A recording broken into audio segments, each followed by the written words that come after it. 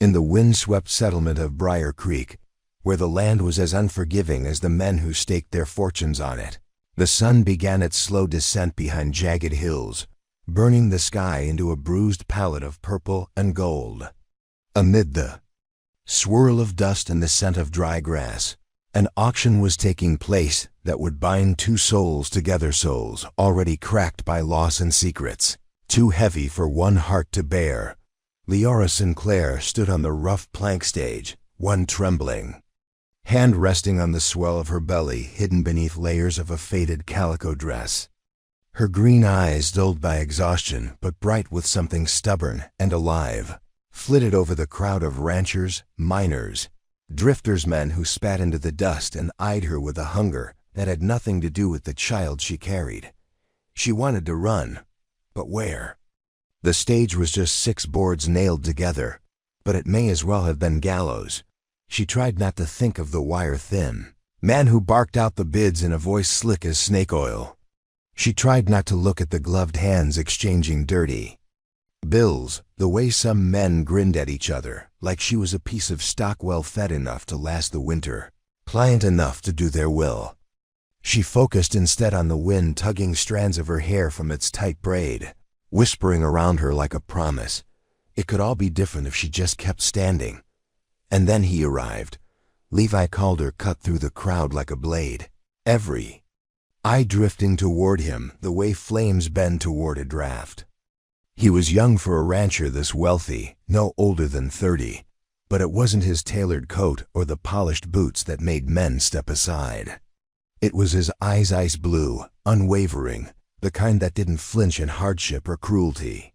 His boots struck the boards of the platform with a steady thud. Leora felt the sound in her ribs. She'd heard of him, of course. Everyone had. Rich, they said, rich enough to buy a town. Rich enough to bury his troubles in whiskey and cattle. They said he didn't smile. Not since the fire that claimed his father's ranch house and half his family with it. They said he was looking for something to fill that charred hole inside him. And tonight, it seemed he'd decided she was it. The auctioneer's voice warbled, then sharpened when he recognized who was stepping forward. "Mr. Calder, didn't expect you to come out tonight. Looking for new help?" Levi said nothing, his eyes never leaving Leora's face. There was something about the way he looked at her that made her spine straighten, made her hands drop to her sides instead of clenching around her skirts. He didn't see a broodmare or a warm body for his bed. He saw something else.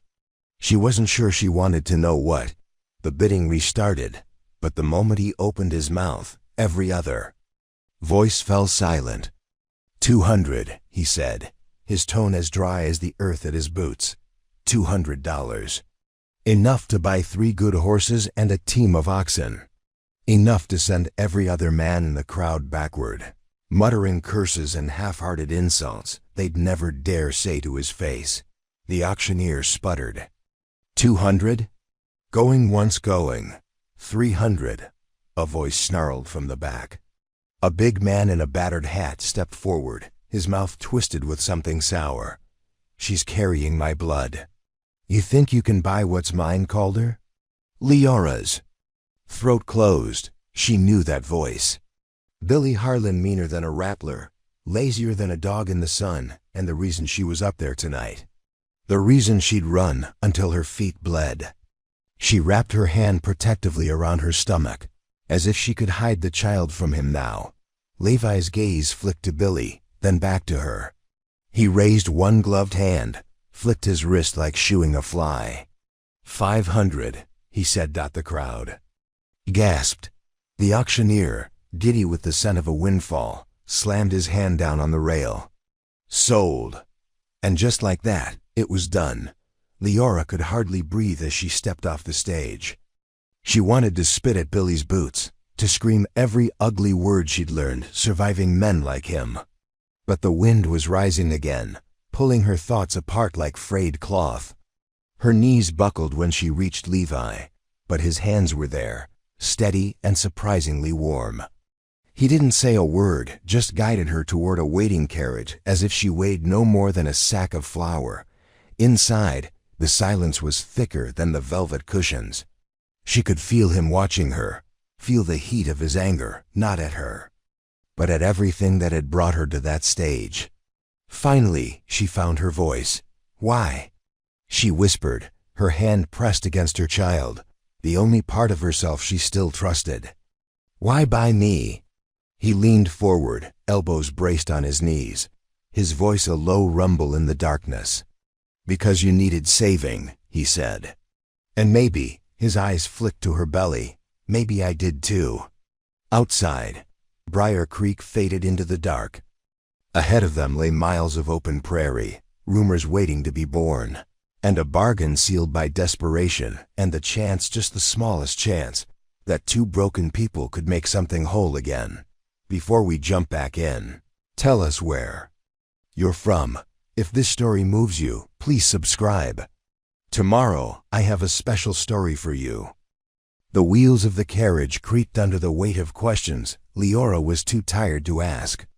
She sat pressed into the corner of the bench, her hands folded around her middle as if she could build a fortress with her fingers alone.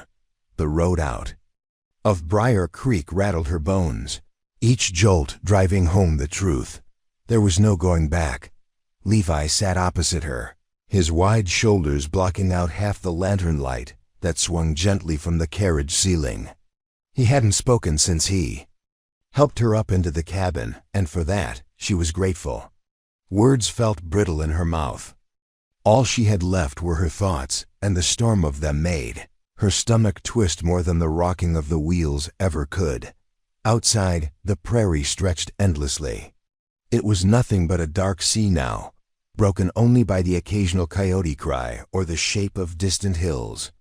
But Leora could feel its hunger, the way the wind prowled at the seams of the windows. She'd grown up in country like this, wild, wide, promising freedom and delivering hardship instead. She'd thought she'd escaped it once. Foolish girl. She pressed her palm to the glass, the cold biting her skin, a sharp reminder she was awake, that she wasn't still dreaming of the life she'd left behind, when she couldn't bear the silence any longer. She drew her eyes to Levi. He was watching her, his expression carved from the same stone the mountains were made of. His hat sat beside him, the shadow it cast no longer hiding the tired lines around his eyes. For a moment, she tried to imagine what he saw when he looked at her, a bruised thing wrapped in rags, carrying another man's child. She hated that her throat burned at the thought. "Where are we going?" she asked finally, her voice so soft she nearly didn't hear it over the creak of the wheels. "My ranch."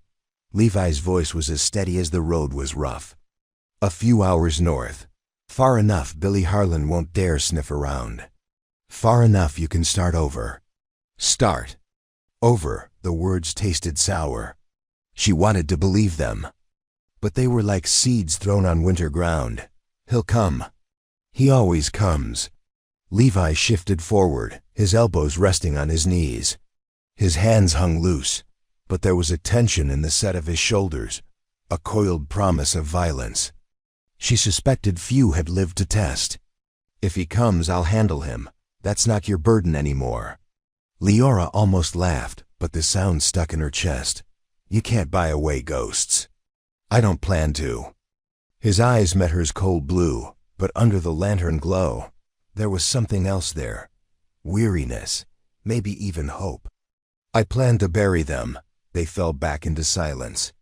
The lantern flickered with every rut in the road, throwing his face into fleeting shapes, the stern land baron the town feared. The boy who'd buried more than cattle in hard dirt.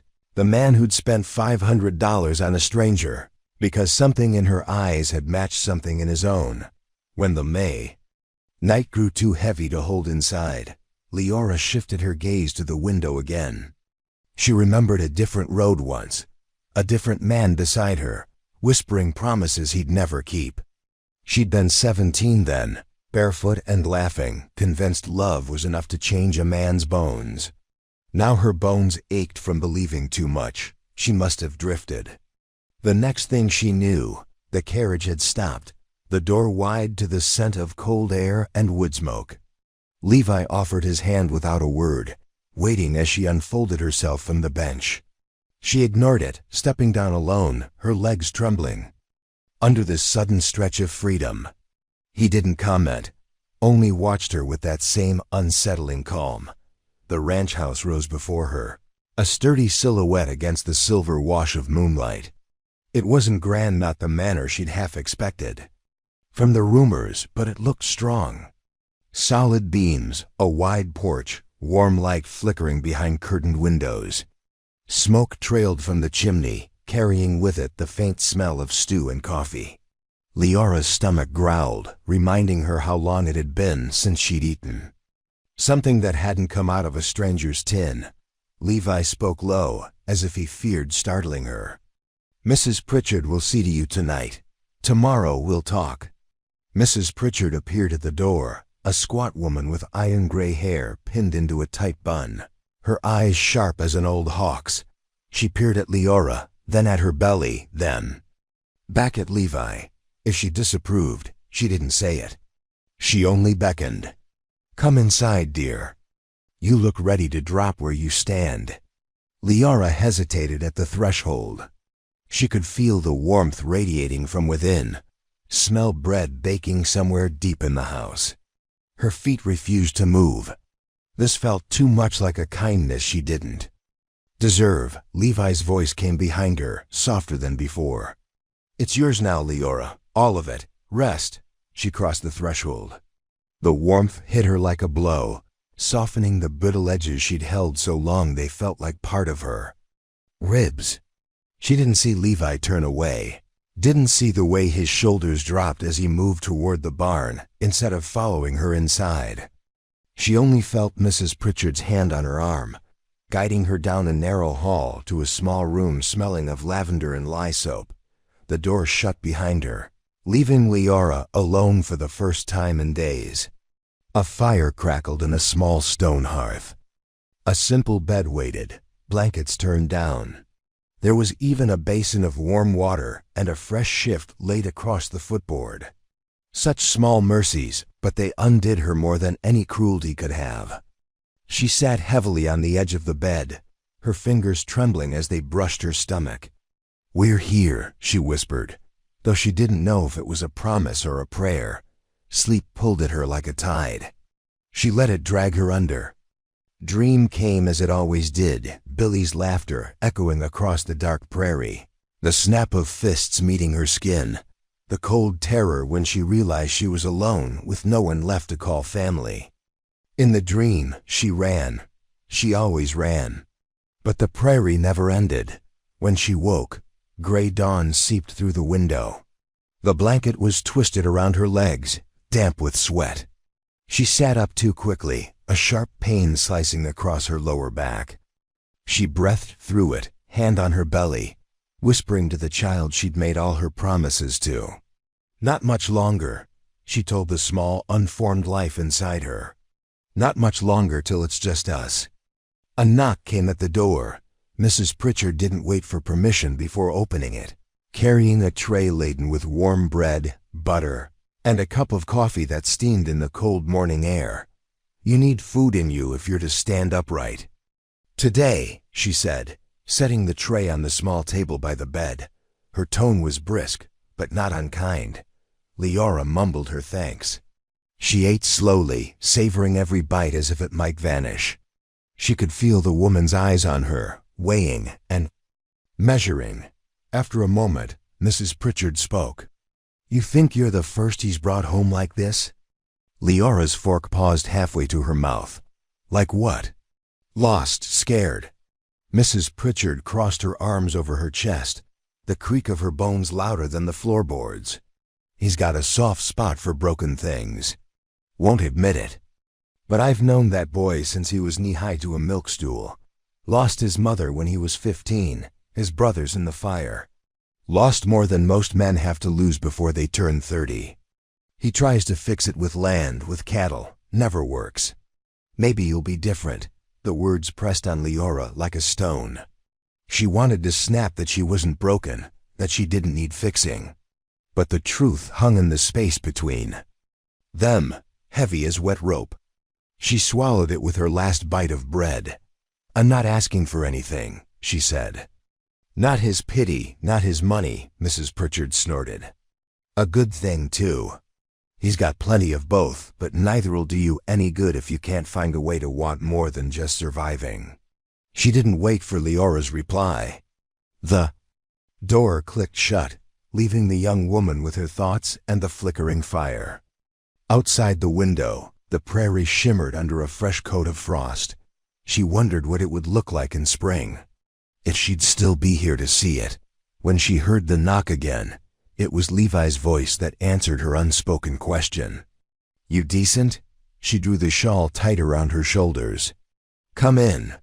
He filled the doorway, all broad lines and quiet strength. In the morning light, he looked older somehow, the stubble on his jaw catching the sun. He stayed by the threshold, hands tucked into his belt as if to prove he meant no harm.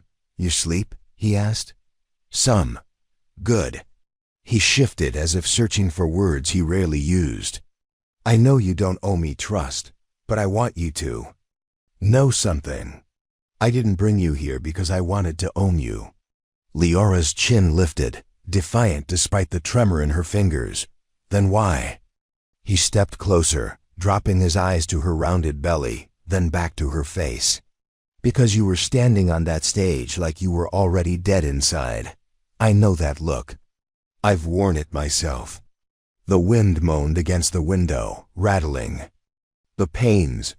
Leora's breath caught in her throat. "And what do you expect of me now?" "Nothing." His voice cracked then, so faint she almost missed it. "Just don't run, not yet. Give this place a chance to be more than what you're running from." She wanted to argue, to spit at the word chance like it was an insult. But the words wouldn't come, not with the way he looked at her, like he was trying to will her back to life. He tipped his hat, a gesture so gentle it made her throat ache.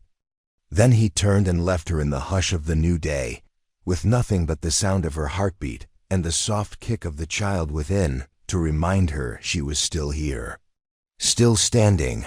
Outside, the prairie waited, wide and indifferent. But this time, Leora thought, maybe she wouldn't have to face it alone. Leora didn't open the door until the last of Levi's footsteps faded from the hallway. She pressed her forehead to the cool wood, breathing slow and shallow, listening to the pulse behind her ribs. Outside, the ranch had begun to stir boots. On the porch, the clatter of buckets at the well, a low murmur of cowhands greeting dawn like it might bite back. She felt the tug of it through the walls, a life going on. Not hers yet, but close enough to brush against her knuckles. The breakfast tray sat empty on the little table. Cold butter on a chipped plate, the coffee ring staining the wood. She traced it with her finger, wondering how long she could stay inside this borrowed room before the world demanded something more from her again. A sharp rap at the door broke her drift. Mrs. Pritchard's voice, brisk and brisker still when Leora didn't answer fast enough.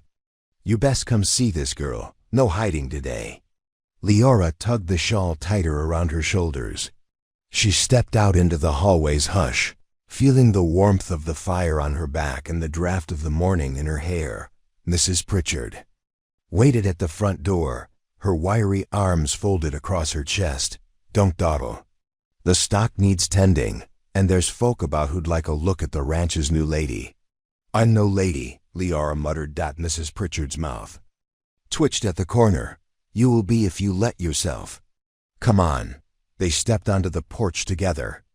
The yard spread wide before them, barns, paddocks, a cluster of men moving among the cattle like shadows come alive. The sky hung low and bright with the promise of a storm later, maybe rain to break the dry spell. For now the wind carried dust and the faint tang of manure and hay dot at the fence. Levi stood with two of his ranch hands. He looked bigger out here, more at home. The men leaned in, heads close as they spoke, but when Levi's eyes lifted and found her on the porch, something in his face softened. He nodded once. "Come see." Mrs. Pritchard nudged her forward with an elbow. "Go on," he means for you to learn it all. Best to start now." Leora stepped off the porch, the wood creaking behind her. Her boots sank a half-inch into the churned dirt of the yard. The air smelled cleaner out here than she'd expected, like fresh-cut grass and cold iron. She realized, not for the first time, how long it had been since she'd breathed air that didn't taste like someone else's hunger. Levi's ranch hands fell silent as she approached. Two young men, lean with the wiry strength of men, raised to respect horses more than words.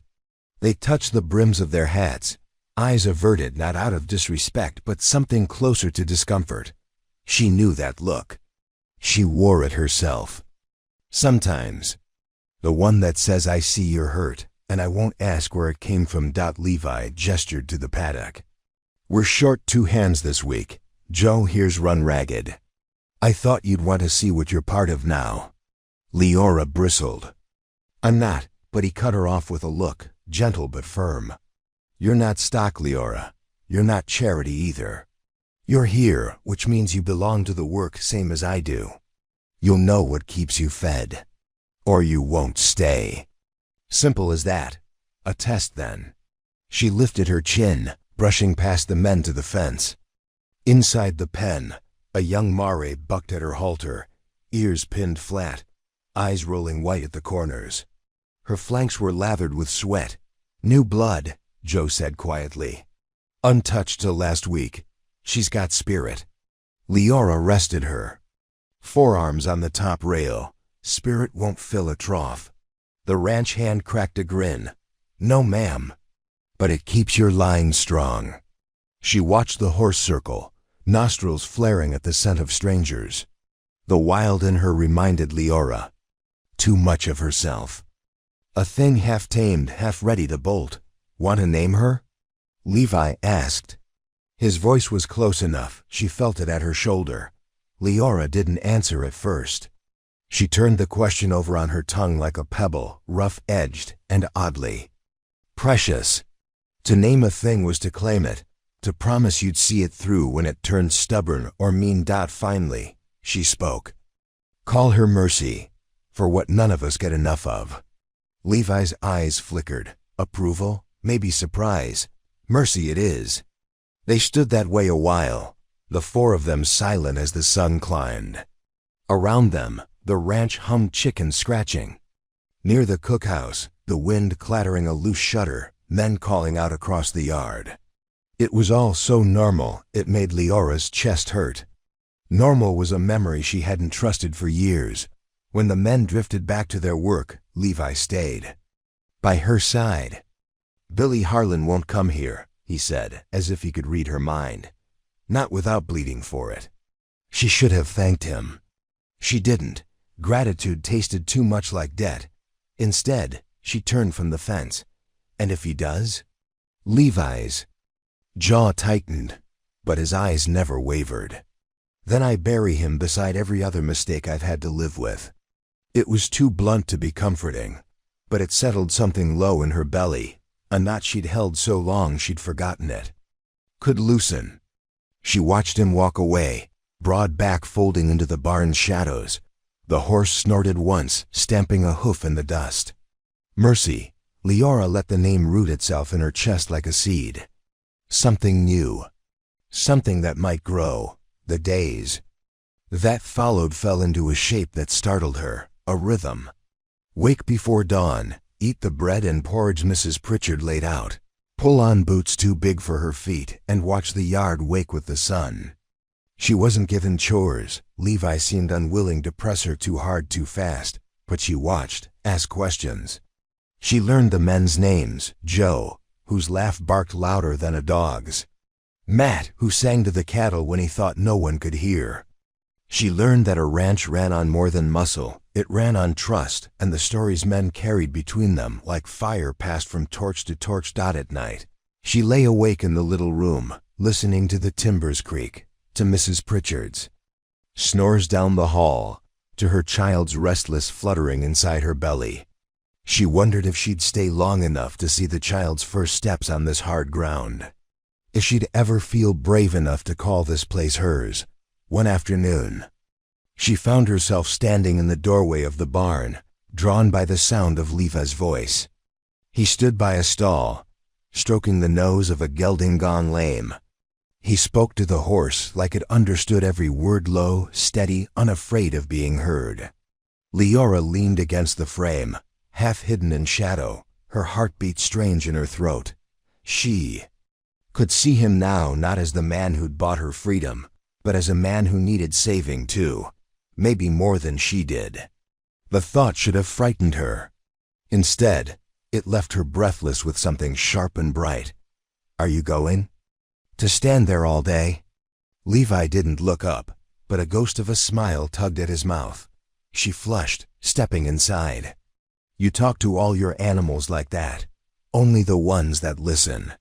She let out a small laugh, her first in so long it startled them both. He looked at her then, really looked, and something unspoken passed between them like a match struck in the dark. He didn't touch her. He didn't have to. The quiet was enough. Outside, the wind lifted dust off the yard in little whirls that danced and vanished. The promise of a storm carried on the horizon. Leora stood in the barn's hush, the smell of hay and old leather wrapping around her like a memory of simpler things.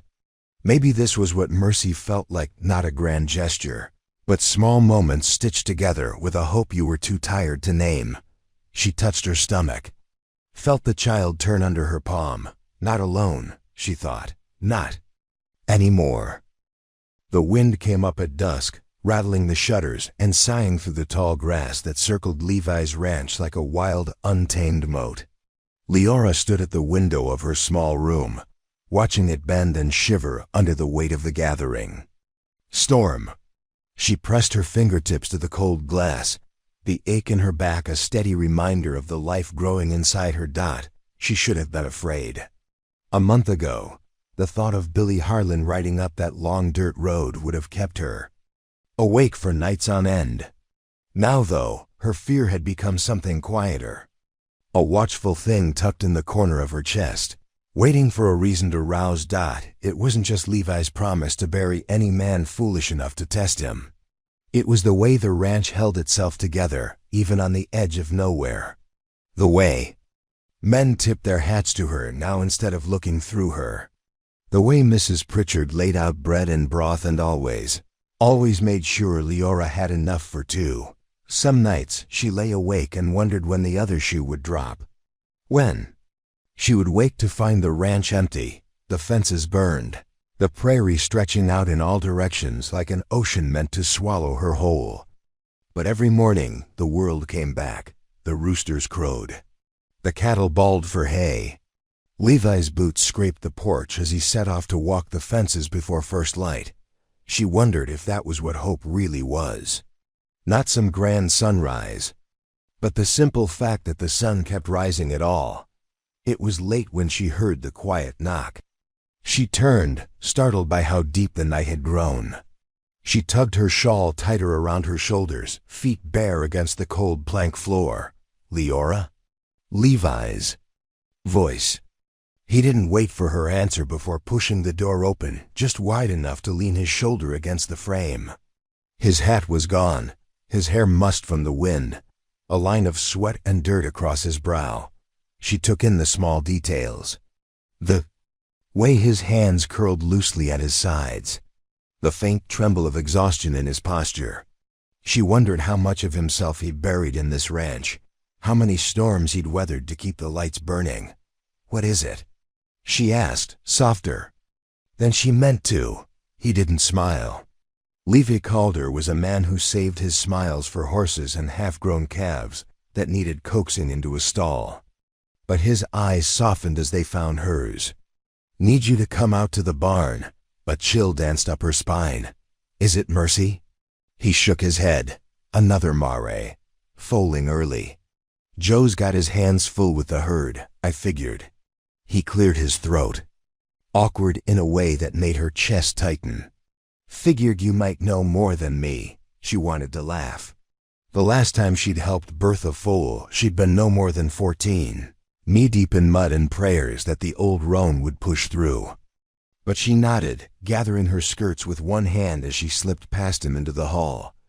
The night swallowed them both as they crossed the yard, the wind tugging at her braid, the smell of hay and wet earth strong enough to choke on.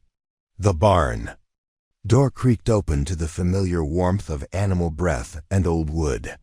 Inside, a lantern flickered near the back stall, where Joe stood elbow-deep in the patient agony of birth.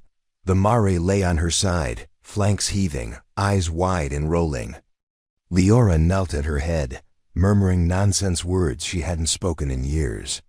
Her palms smoothed along the sweat-slicked neck, the rhythm as steady as a lullaby. Levi crouched beside her.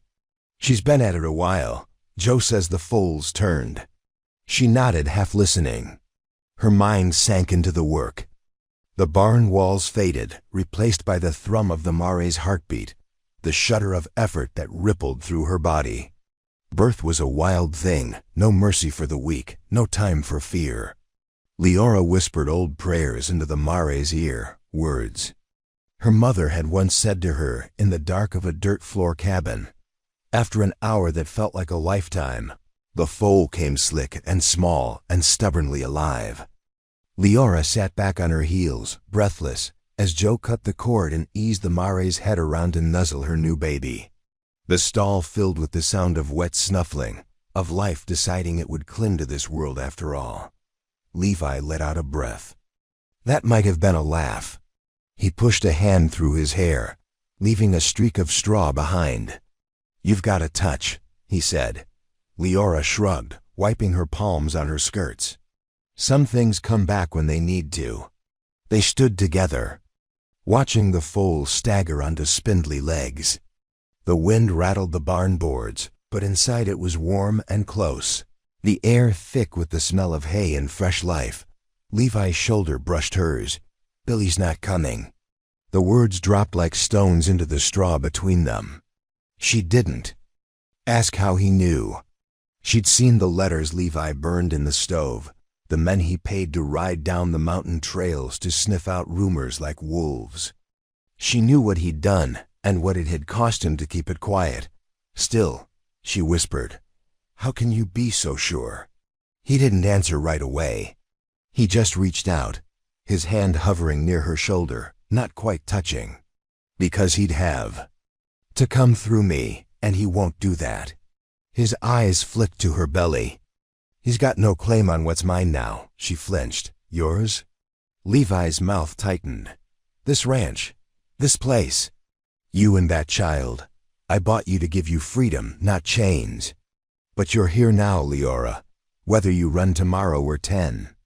Years from now, that child's got a name waiting." His voice cracked then, just a splinter in the calm.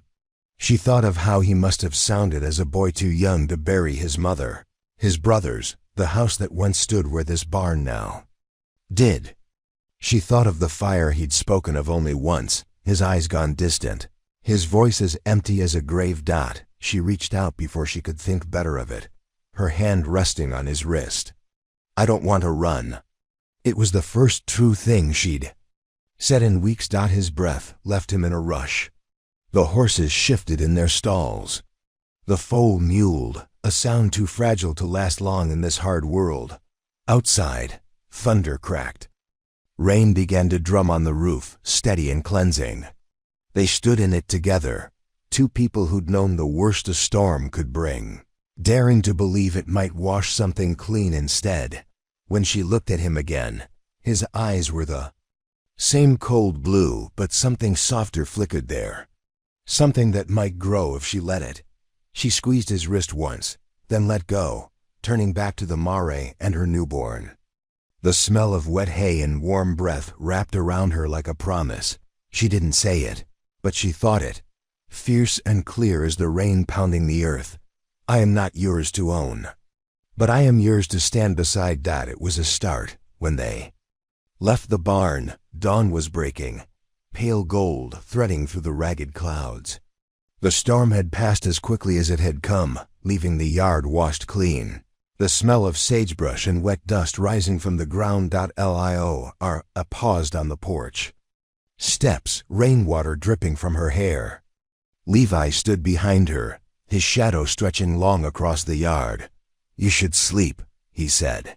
"You've done enough for one night." She shook her head, breathing deep.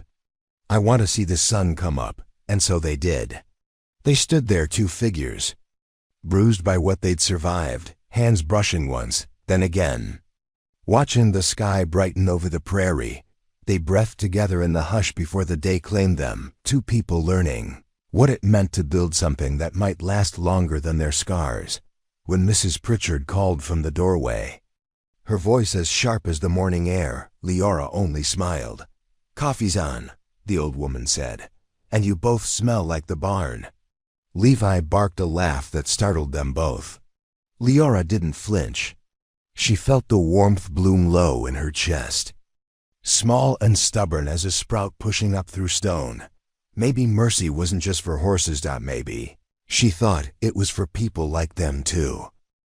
Leora woke to the smell of biscuits and the sound of hammers ringing off the barn's frame. The sun was barely past the horizon, spilling pale light through the thin curtains that fluttered in the breeze. She pressed a hand to her belly, feeling the baby shift against her palm like a reminder she wasn't the same girl who'd stood on that auction block, cold and shaking. Not anymore. She dressed slowly, pulling her shawl tight around her shoulders. Her boots waited by the door, worn at the toes, a half size too big. She slipped them on anyway. They'd carried her here. They'd carry her further. The kitchen was warm with the scent of rising dough and frying bacon. Mrs. Pritchard didn't look up from her battered skillet when Leora slipped in, but the old woman's mouth curved just enough to betray her relief. "Morning, girl. Eat before you fall over. I'm not hungry." Mrs. Pritchard snorted, shoving a plate at her. "You're always hungry. You just forget until your knees buckle. Sit." Leora obeyed, letting the warmth of the food seep through her hands. She watched the woman move around the kitchen with the easy grace of someone who'd long ago learned to make do with what she had. There was comfort in that. In this kitchen where the walls stayed standing and the door stayed bolted tight against what waited outside. When her plate was empty, she stood and brushed breadcrumbs from her skirts. "Where's Levi?" Mrs. Pritchard tilted her chin toward the window. "Out at the north fence. Took Joe and Matt with him.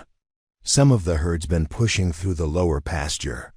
He means to mend it before they wander too close to the river." Leora hesitated, fingers curling in her skirts. "Can I?" Mrs. Pritchard cut her off with a raised brow.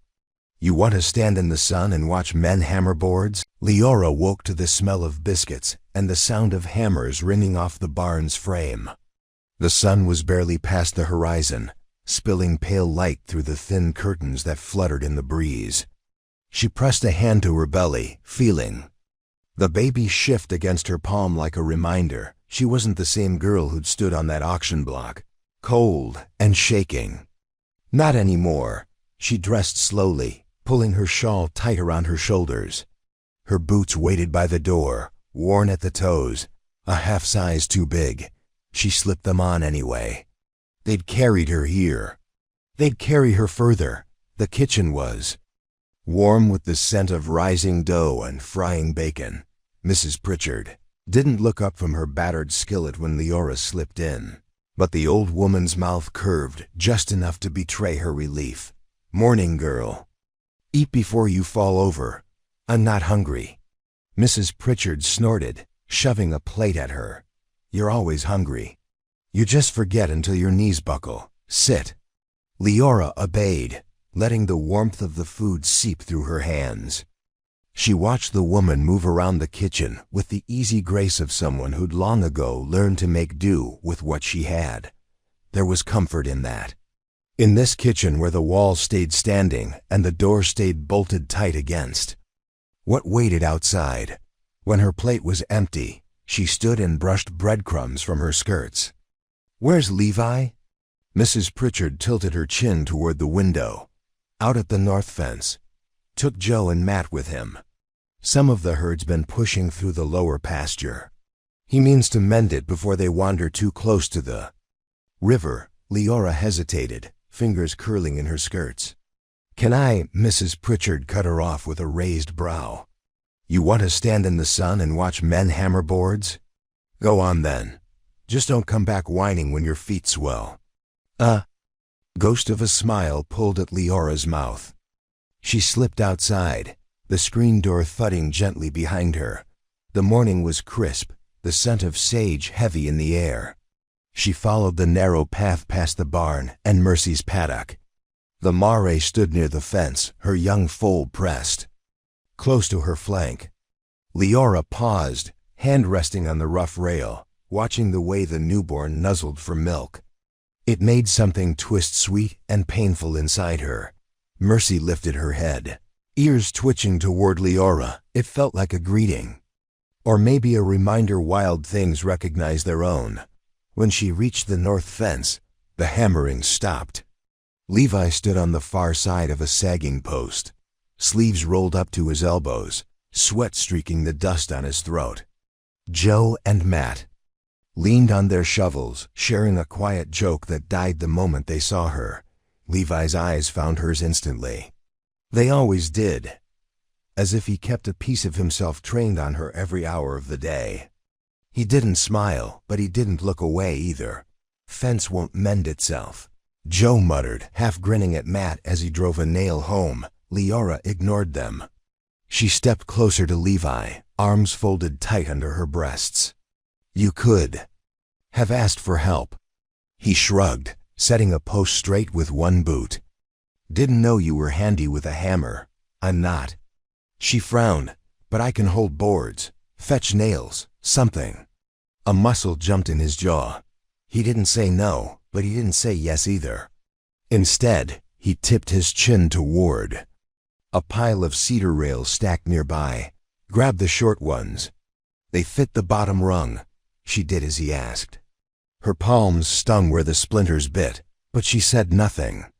The work was slow but steady, the kind that left room for thoughts to rattle around in her skull. She listened to the scrape of metal, the thunk of the hammer, the low murmur of the men's voices when they thought she wasn't listening. She caught snatches about the river running higher than usual, about the neighbor's bull that kept slipping the fence, about how they'd heard whispers Billy Harlan had been seen near the old mining trail. She kept her face blank, eyes on the boards. The truth lodged under her ribs like a thorn. When the last nail was sunk, Levi straightened and studied the line of fresh posts. He gave Joe and Matt a nod. "Take the horses to the creek. Give them a rest." The men tipped their hats at Leora before leading the animals away, boots crunching through dry grass. When they were alone, Levi let out a slow breath, shoulders rolling back like a man bracing for something he didn't want to say. "You heard them." It wasn't a question. She tucked her hair behind her ear, the wind whipping it loose again. The moment she let go, "Billy's closer than you thought." He looked past her, toward the distant line of hills. "He'll come. Or he won't. Either way, we're ready. I don't want you killing for me." His eyes snapped back to hers, pale and sharp. "You'd rather run again? Spend the next 10 years looking over your shoulder? Raise that baby wondering whose shadow's waiting at the door?" She flinched, not from the bite in his voice, but from how it fit the fear she still carried like a second skin. "I don't want him dead because of me, because of what I did." Levi stepped closer, the scent of sweat and cedar and cold metal clinging to him. "You didn't do this." "He did. He made you run. He made you stand on that stage. And now he wants to drag you back through every mile you fought to put between you." She looked down at her boots, at the fresh dirt clinging to the cracked leather. "I just want to live. Quiet. Safe. That's all I ever wanted." A rough laugh broke from his chest. "You think I don't want the same?" She lifted her head. For the first time, she saw the exhaustion in his eyes, the way his shoulders curled forward like the weight of the world was strapped across his back. Not just this ranch, not just the cattle and fences and storms that came without warning, but her too. The woman he'd pulled from the brink, who carried the child of another man but looked at him like he was the only thing standing between her and the void. "I won't run. Levi," she said. "Not again." He stared at her for a long moment. Then, slow as a sunrise, he reached out. His calloused palm cupped her cheek, his thumb brushing the line of her jaw. It wasn't the touch of a man claiming something. It was the touch of a man anchoring himself to the only thing he could still hold steady. "You're stronger than you know," he murmured. She wanted to believe him. Maybe she did. A breeze stirred the tall grass, carrying the distant smell of rain. Levi dropped his hand but didn't step back. "Go on inside. Tell Pritchard to keep the lamps low tonight. Joe and Matt'll take turns riding the perimeter. If Billy shows, we'll see him coming." Leora hesitated, eyes searching his. "And you, I'll be here." His gaze drifted over the fence line, the open field beyond. Always. She left him there, hammer in hand, boots braced in the dirt like he could hold back the entire world if it came crashing through that fence. The sky bruised to purple before the first drops fell. Leora sat by the window, watching the yard fade into a blur of rain and shadow. Mrs. Pritchard lit a single lamp, its warm glow pooling on the kitchen table. The storm passed before dawn, leaving the ranch wrapped in a hush so deep it felt like the world was holding its breath. Leora sat on the edge of her bed, boots half-laced, listening to the patter of rainwater dripping from the eaves. Her belly felt heavy this morning, low and solid, a quiet reminder that time was running its course. Whether she was ready or not, she pushed herself up, one hand braced on the small of her back, and crossed to the window. The yard glistened silver under the rising sun. Puddles pooled in wagon ruts. The barn roof steamed as warmth returned to the world. Somewhere near the paddock, Mercy and her foal stood side by side, noses buried in fresh hay, their coats slick. With the night's wash, she thought of Billy Harlan then, as she always did when the world felt too calm. She pictured him like a wolf pacing the edges of her thoughts, just out of sight, but close enough to smell the fear if she let it loose. But instead of dread, what stirred in her chest now was something harder, less brittle than fear, more dangerous. Resolve. She found Mrs. Pritchard in the kitchen, sleeves rolled high, flour dusting her apron. The smell of bread and coffee warmed the air, wrapping Leora in a comfort she hadn't trusted when she first came. Now she found herself leaning into it without thought. "You're up early," Mrs. Pritchard said, not looking up from the dough. She shaped with blunt, practiced hands. "Couldn't sleep." The old woman huffed, shaping another roll. "Storms do that. They shake loose what you think you've buried." Leora sank onto the bench by the hearth. She watched the flames flicker, felt the baby shift again, a small, insistent reminder that soon nothing would be buried anymore. Everything would be laid out in the light, no room for old ghosts. "Did Levi come in?" she asked after a moment. Mrs. Pritchard's hands didn't pause. "He did, half-drowned, stubborn mule. Sat up at the table until near dawn. Wouldn't say a word, just stared into the fire like it owed him answers. He's still out there? Out at the south pasture. Checking for washouts. Fences hold here. They hold everywhere." The older woman caught Leora's eyes then, her own sharp as flint. "Don't go thinking he's made of iron, girl. Even iron bends when it carries too much." Leora didn't answer. She just stood, pressing a hand to her back as she stepped onto the porch. The boards were slick under her boots, but she liked the way the damp air kissed her skin like a baptism after the long, choking months behind her. She followed the trail toward the south pasture. The mud sucked at her steps, but she kept moving. The closer she got, the clearer Levi's shape became, a lone figure at the fence line, shoulders hunched, hat pulled low against the drizzle still clinging to the morning. He didn't hear her at first. She stopped a few paces back, watching him run his hands along the rails, testing each post with a shove. The gesture struck her, somehow more intimate than any touch they'd shared. This land was in his bones. This place was as much a part of him as the breath in his chest. Finally, he turned, eyes narrowing when he saw her. "You shouldn't be out here," ground slick. She didn't flinch. "You're out here. That's different." "How?" His jaw worked. He gestured at the fence. "I know these lines. Where they give, where they hold. One weak post brings the whole thing down. Better to check it yourself than trust a man who'll swear it's strong just to save his pride." She stepped closer, close enough to see the mud caked along the hem of his coat, the fine tremor in his hands when he thought she wasn't looking. "And what about when it's you that's weak? Who checks you?" His eyes flared, pale blue in the dim light. "I don't break, Leora." She lifted her chin. "That's not what I asked." A low wind tugged her braid loose. The world smelled clean, like wet cedar and turned soil. Levi looked past her, toward the distant trees where fog clung to the branches like ghosts reluctant to leave. "When I was 17, he said, voice rough as gravel, "I watched my father bury 3 men.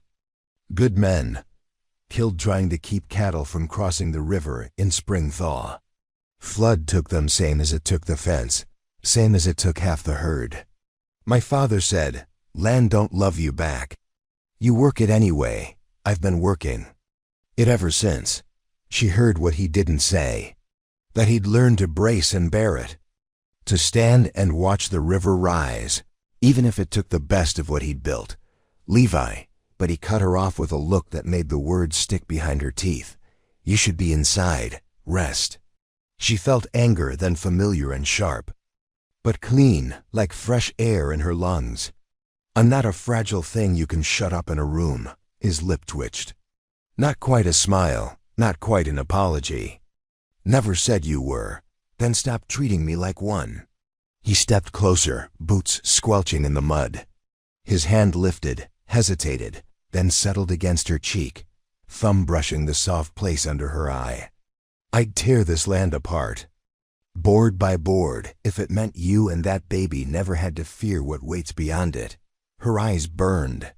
"And I'd stand beside you to put it back together again." He let out a breath that sounded too much like surrender. When he pulled her close, she went willingly, pressing her face into the warmth of his neck. The fence creaked under the wind, but it held. For now it held. That night, the house felt too small for the thoughts Leora carried like stones in her apron pocket. She sat by the hearth while Mrs. Pritchard dozed in her chair, knitting needles stilled in her lap. Levi hadn't come in yet, out walking the fence line again, no doubt, boots sinking deep in the night-soaked ground. Leora rested her hands on her belly, feeling the child shift. "We're going to be born here," she whispered to the fire. "Not just you, me too." The door creaked open then. Levi stepped in, hat dripping rain onto the floorboards.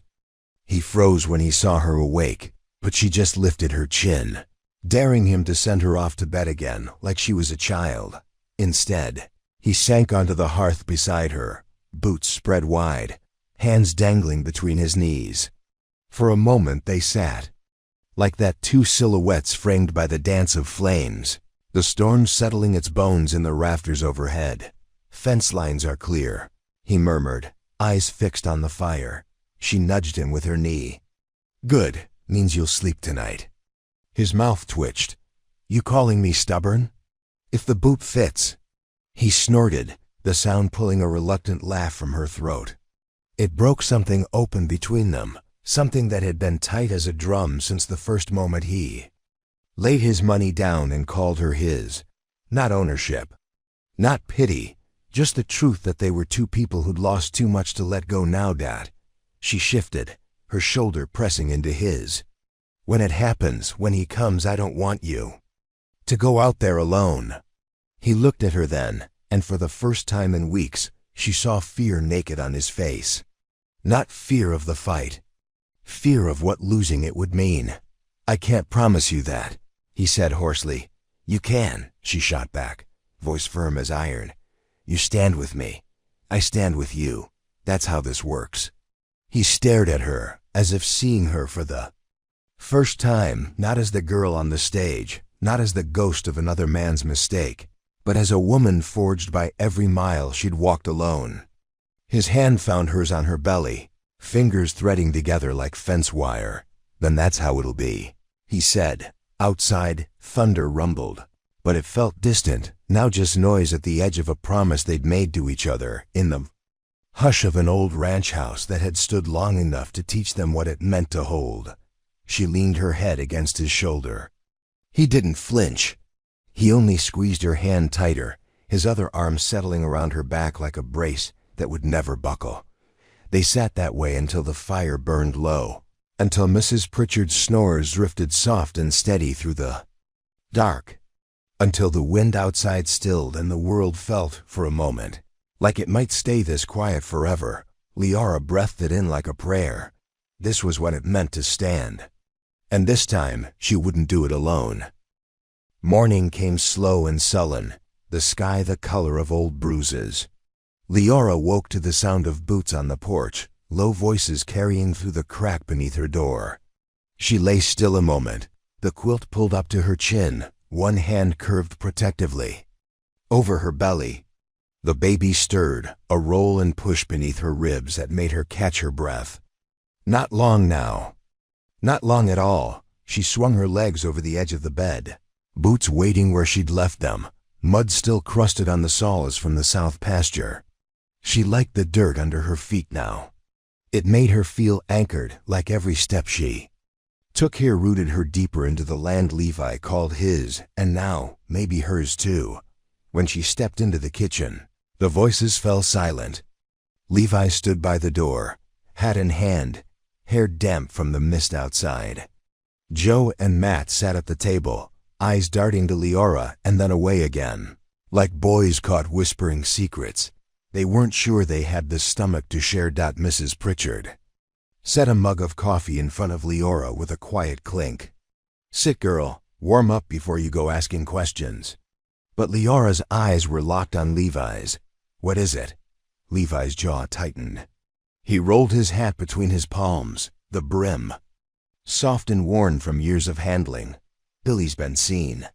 Closer this time. Crossed the ridge last night with 2 men trailing him." Joe spoke up, voice low. "Neighbor down at Ridge Hollow says he stopped for supplies. Told the shopkeep he's got unfinished business. Unfinished business." The words tasted like ash in Leora's mouth. She stared into her coffee, watching the steam curl and vanish. Her free hand drifted to her belly. The baby kicked once, like it could feel the storm gathering too. "Didn't think he'd get this close," Matt muttered. Looking to Levi for some sign, the boss had an answer none of them did. "He's been this close before," Levi said evenly. "Difference is, this time he'll find the road ends here." Mrs. Pritchard snorted, wiping her hands on her apron. "He'll find more than that if he's fool enough to knock on my door." Leora almost smiled at that, almost, but it caught behind her teeth, tangled up in the memory of cold nights on the road, of waking to Billy's boots crunching across the yard of whatever shack he'd cornered her in. He'd always found her. No matter how far she'd run, this time she'd stand. She'd promised herself. She'd promised Levi. But promises had a way of sounding thin when the past came knocking with fists and gun barrels. "Joe," Levi said, dragging her back to the kitchen's warmth. "Ride to Carson's Crossing. Tell Sheriff Merton what we've heard. He's got good men there. If Billy's fool enough to drag trouble across county lines, I want every badge he sees to remind him he ain't the law anymore." Joe nodded, finishing the last of his biscuit in one bite. He tipped his hat to Leora on the way out. "Miss Sinclair." She flinched at her old name. It tasted like the girl who'd run barefoot across creeks, who'd sworn on a bottle of cheap whiskey that love could fix a man.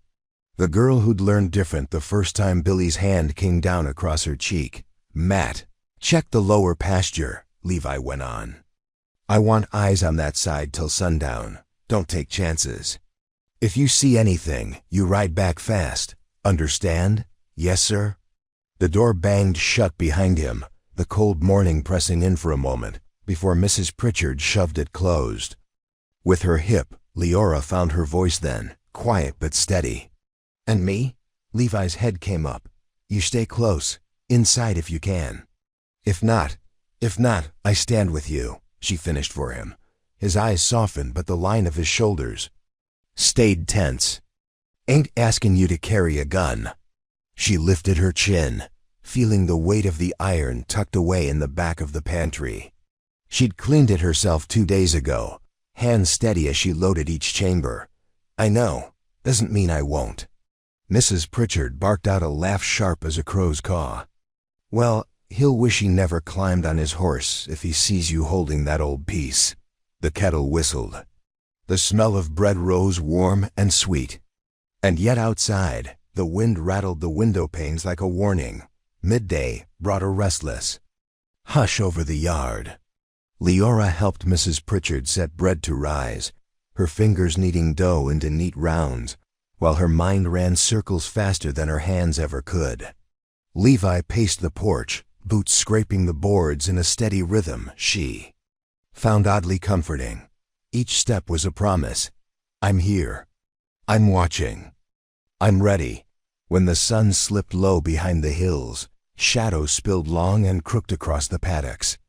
The horses stamped and whickered in their stalls, restless with the shift in the wind. Leora stood at the window, palms braced on the sill, watching Levi speak with Matt by the fence line. She couldn't hear the words, but she didn't need to. She saw it in the way Levi's shoulders squared, in the way Matt nodded once before riding off down the trail toward Ridge Hollow. Mrs. Pritchard came to stand behind her, wiping her hands on a dishcloth. "You want the truth, girl?" Leora didn't turn, always. The old woman's voice was softer than usual. "He'd burn this place to the ground before he let that man touch you again. And if he does, you'd better be ready to help him rebuild it. Brick by brick. That's the kind of promise you're in now." Leora's throat tightened. She'd never asked for promises. She'd learned too young what they cost. But standing here, in this drafty kitchen with the smell of biscuits and old timber wrapped around her, she realized maybe it was never about asking. Maybe it was about being willing to stay when the flames came. She turned then, eyes meeting Mrs. Pritchard's steady gaze. "I'm ready." The woman's mouth twitched. "Good. Now fetch that pistol you hid behind the preserves. And don't you dare drop it if the door rattles tonight." The night settled thick as a blanket, every creak of the boards beneath her feet sharper than a gunshot. Levi came in from the porch only once, pressing a cold kiss to her forehead before moving to the front room. He stood by the window, watching the yard as if he could see every shadow that shifted through the grass. Leora sat in the rocking chair by the hearth, pistol resting in her lap. Her thumb traced the grooves in the worn grip, the metal warm from her palm. She wasn't shaking. That surprised her most of all. They didn't speak. There was nothing left to say. Just the pop of the fire, the hiss of the wind under the eaves, the steady drum of her heartbeat keeping time with the life that kicked and turned inside her. Near midnight, Levi crossed to her, boots silent on the plank floor. He sank to one knee, hands braced on her thighs. His eyes were pale fire in the flickering light. "If he comes tonight, I need you to know something," she swallowed. "Don't." "Leora." She laid a hand over his, fingers digging into his skin. "I'm not leaving you alone with this. I'm not running out the back like some rabbit waiting to be snared." He barked a soft laugh, rough and low. "Didn't figure you would." She leaned down, pressing her forehead to his. "Then don't waste your breath on goodbyes." His breath shuddered against her skin. One of his hands slipped to her belly, palm wide and warm. The baby shifted, as if drawn to the weight of him. A promise passed from skin to skin. He rose, boots creaking, and went back to his place by the window. Leora watched the dark yard with him, the pistol a familiar weight across her knees. The fire burned low, but neither of them moved to feed it. They sat that way, two souls braced against a storm they'd both seen coming. And when a shape finally rose from the black edge of the yard, tall and lean, shoulders hunched against the wind, Leora didn't flinch. She just stood, every mile she'd ever run folding behind her like a road that no longer mattered. This time, she thought, her hand tightening on the gun. This time I stand. The world outside the window felt smaller than the storm that raged inside her. Leora stood just behind Levi, her hand braced on the rough frame as she watched the figure cross the yard. The man moved like he owned every inch he stepped on, boots, leaving no trace in the half-frozen mud. Moonlight caught the glint of something tucked at his hip, a pistol. She knew better than she knew her own name. Billy Harlan hadn't changed much. Even from this distance, she saw the same swagger, the same snake smile barely hidden under the brim of his hat. She felt the old ache of bruises that had long since healed, the ghost of his voice when it turned soft before it turned cruel. But she felt something else too, a coiled calm that made her pulse steady instead of race. Not tonight, not here. Levi's shoulders shifted. She could feel the tension rolling off him, the promise humming under his skin. He'd kept her safe since the moment he'd laid down that money. But what she understood now, standing shoulder to shoulder with him at this window, was that she'd kept herself safe too. By staying. By refusing to run. Billy stopped just beyond the gate. The fence that had held cattle for generations now held him at the edge of their life like a wolf pressed against glass. He won't come closer yet, Levi murmured. He'll want you to come to him, make you beg. Leora lifted her chin, eyes never leaving the shadow beyond the gate. Then he'll die disappointed. Levi's lips twitched. Almost a smile. Almost. Mrs. Pritchard appeared at Leora's elbow like a spirit conjured by the smell of blood in the air. Her shotgun rested easy against her shoulder, the stock worn smooth by decades of knowing when to stand her ground. You want me to tell him to go to hell? She asked dryly. Leora's voice came quiet but sure. Not yet. Thunder rolled far off over the hills, the wind catching the hem of Levi's coat as he stepped onto the porch. Leora followed. They were side by side now, boots on the same boards, breath clouding in the cold. The man by the gate tipped his hat, like they were old friends meeting at a dance instead of standing on the line where someone's blood was bound. To spill, Leora, Billy called, voice honeyed and lazy, the same drawl that had once whispered love into her hair, while his hands left bruises down her arms. Ain't you going to invite me in? Levi's hand brushed her hip, settling at her back like a promise made of flesh and bone. Leora stepped forward just enough that her boots creaked against the boards. You're not welcome here, Billy. He laughed. Not loud, just a rasp of breath that made her skin crawl. That so? Seems to me you're forgetting who you belong to. The child inside her kicked once, sharp enough to make her jaw clench. She laid her palm over the swell of her belly. I don't belong to you, never did. Billy's eyes flicked to Levi, a sneer twisting his mouth. And this? This is the prize you sold yourself to. A washed-up rancher with more fence than cattle? Levi didn't move. Didn't speak. But the boards under his boots creaked with the way his weight shifted, ready to strike, to defend, to bury any man fool enough to cross this line. You come here for the child? Leora asked, voice clear as the wind rattling the eaves. Or just to prove you could? Billy's smile thinned. Man's got rights. Mrs. Pritchard let out a bark of a laugh from behind the door. Rights? Only right you got is to die tired, boy. Billy's eyes flicked past them to the windows, the shadows that moved behind the glass. Men she couldn't see, but knew were there. Joe, Matt, even old Walt with a rifle that hadn't fired straight in 10 years, but would still be aimed true tonight. Looks like you got the whole damn parish on your side. Billy drawled. All that fear, all that iron, just for me. No fear here, Levi said. His voice was soft but heavy enough to shake the frost off the porch rail. Only a promise. Billy's smile faltered. Just a flicker. But Leora saw it. She saw the way his hand twitched near his gun, how the wind rattled the empty space between the gate and the porch like it was daring him to close it. "You gonna run, girl?" Billy asked. "One last time?" Leora stepped forward, Levi's hand falling away as she crossed the threshold of the porch. She stopped at the top step, boots planted square on the boards. The cold cut through her shawl, but she didn't feel it, not with the heat in her chest, the iron in her spine. "No," she said, "not this time." The gun was in her hand before she knew she'd drawn it.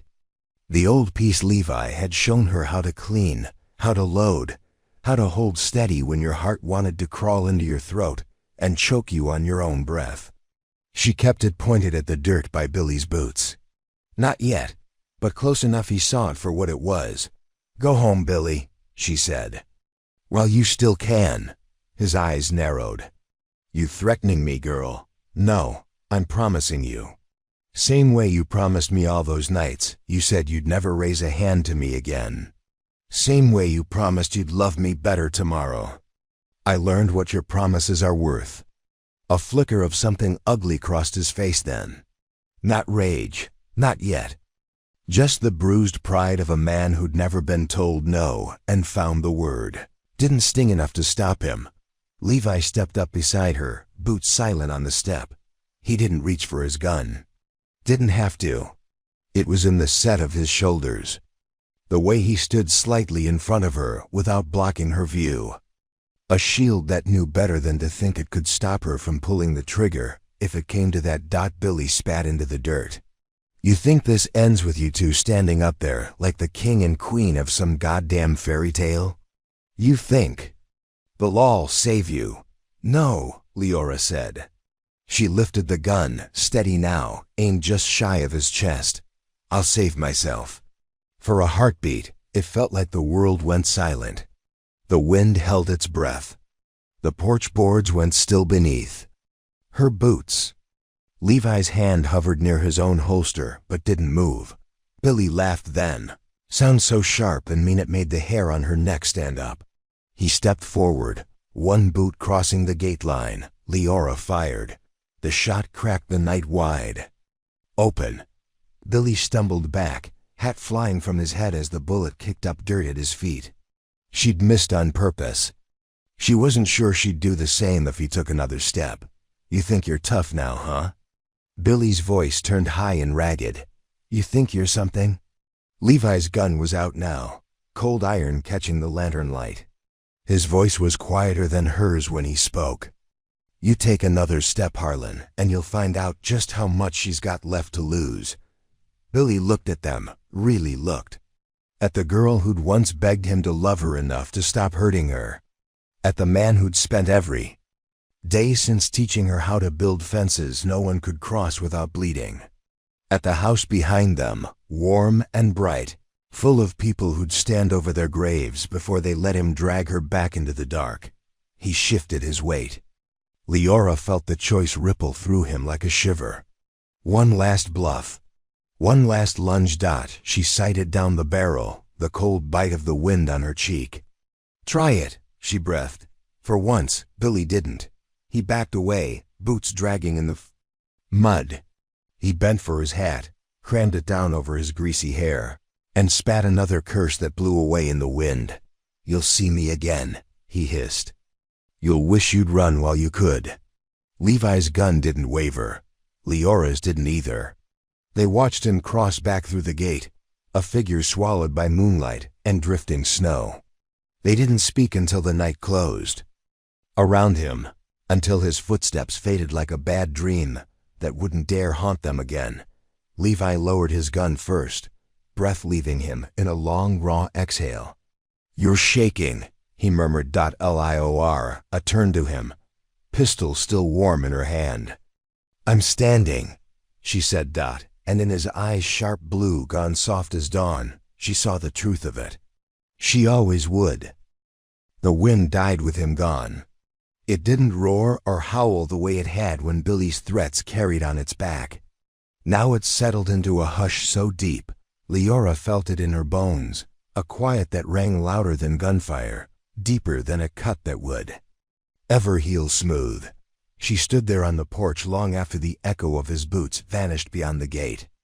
Levi hadn't lowered his gun until she lowered hers first. He hadn't spoken until her breath came easy again, shoulders uncoiling one knot at a time. He hadn't touched her yet, but she felt him beside her, a warmth in the cold that reminded her what it meant to stand together. Inside, Mrs. Pritchard cracked the door just enough to call out, voice rough but steady. "Bring her in, no sense freezing out there for a ghost." Levi looked to Leora. He wouldn't move until she did. That's what trust felt like. She thought a choice he'd let her make, even if every nerve in his body still begged to shield her. She lowered the pistol, sliding it into the folds of her shawl. One last look at the yard, moonlight silvering the muddy tracks Billy left behind. Proof he'd come close enough to tear down everything she'd built. Proof he hadn't. Levi held the door as she stepped inside. The warmth of the hearth rushed up to meet her, carrying the smell of old wood and strong coffee and bread gone cold on the table. The normal things. The things that anchored her to the floorboards when the world threatened to take her feet out from under her. "Sit," Mrs. Pritchard barked, already moving to stoke the fire higher. "Feet up. Gun down, and someone pour the girl a proper cup before she decides to faint just to spite us." Leora almost laughed, but it snagged in her chest. Levi guided her to the chair closest to the hearth, his hand brushing her back just once before he moved away. He busied himself by the window, eyes flicking to the yard every few seconds. Watching, always watching. The rocking chair creaked under her weight. She hadn't realized how badly her knees shook until she settled. She laid the gun on her lap, fingers tracing the scratches along its grip. A relic that had almost rewritten the story of her life tonight. Mrs. Pritchard pressed a warm mug into her hands, her eyes sharp as a blade, but softer than Leora had ever seen them. "Drink, child, your heart's rattling loud enough to wake the dead." Leora drank. The coffee burned her tongue. She welcomed the pain. It made the cold recede, the edges sharpen. The truth settled deep. "He'll come back," Levi said. He hadn't turned from the window. His voice was quiet, but every word hit like a hammer. "Next time he won't stand at the gate. He'll ride up in the dark, catch us sleeping if we let him." Mrs. Pritchard crossed her arms. "A man who flees once will flee again. Cowards never make a stand twice." Levi shook his head. "Billy ain't a man. He's a sickness. You cut it once, it finds another way back through the scar." Leora set her mug on the floorboards, the heat gone bitter in her mouth. "Then we don't give him a scar to crawl through." Levi finally turned. His eyes found hers tired, lined at the corners, but bright. "What are you saying?"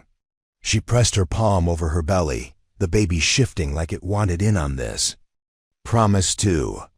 "I'm saying I'm done letting him decide when the fighting ends." Mrs. Pritchard let out a breath that might have been a laugh if it didn't sound so sharp. "You going to track him, girl? Do you know how?" Leora's eyes flicked to Levi. "You do." The room fell quiet. Levi looked at her like she'd just spoken something holy or terrible or both. His hands flexed at his sides. "You asking me to hunt him?" "No," she said. "I'm asking you to finish this. Not for me, not for the past. For what comes next." She felt the child roll inside her. Not hers alone anymore. Not Levi's to protect in her place. Theirs to protect together, and together was a promise sharper than any bullet. Levi's jaw worked. "You're asking me to kill him." She shook her head. "I'm asking you to end him." The difference lay in the way the words hung between them, less about blood, more about roots. Less about what Billy deserved, more about what he didn't deserve to threaten ever again. Mrs. Pritchard moved to the stove, spooning cold stew into a bowl. She set it on the table with a thunk. "Eat first, kill him later. The world won't mend itself on an empty belly." Leora almost smiled. She reached for Levi's hand instead. He didn't flinch when her fingers threaded through his. He just let out a breath that sounded like the beginning of something that might break them or save them. Maybe both. The next morning broke pale and clear. The sun found the mud tracks Billy left behind and turned them to hard ruts in the yard. Levi saddled his horse before the rooster crowed, boots crunching through frost, still clinging to the fence rails. Leora watched from the porch. The shawl Mrs. Pritchard had thrown over her shoulders smelled like bread and wood smoke, like every small mercy she'd been handed since the day she stumbled onto this land.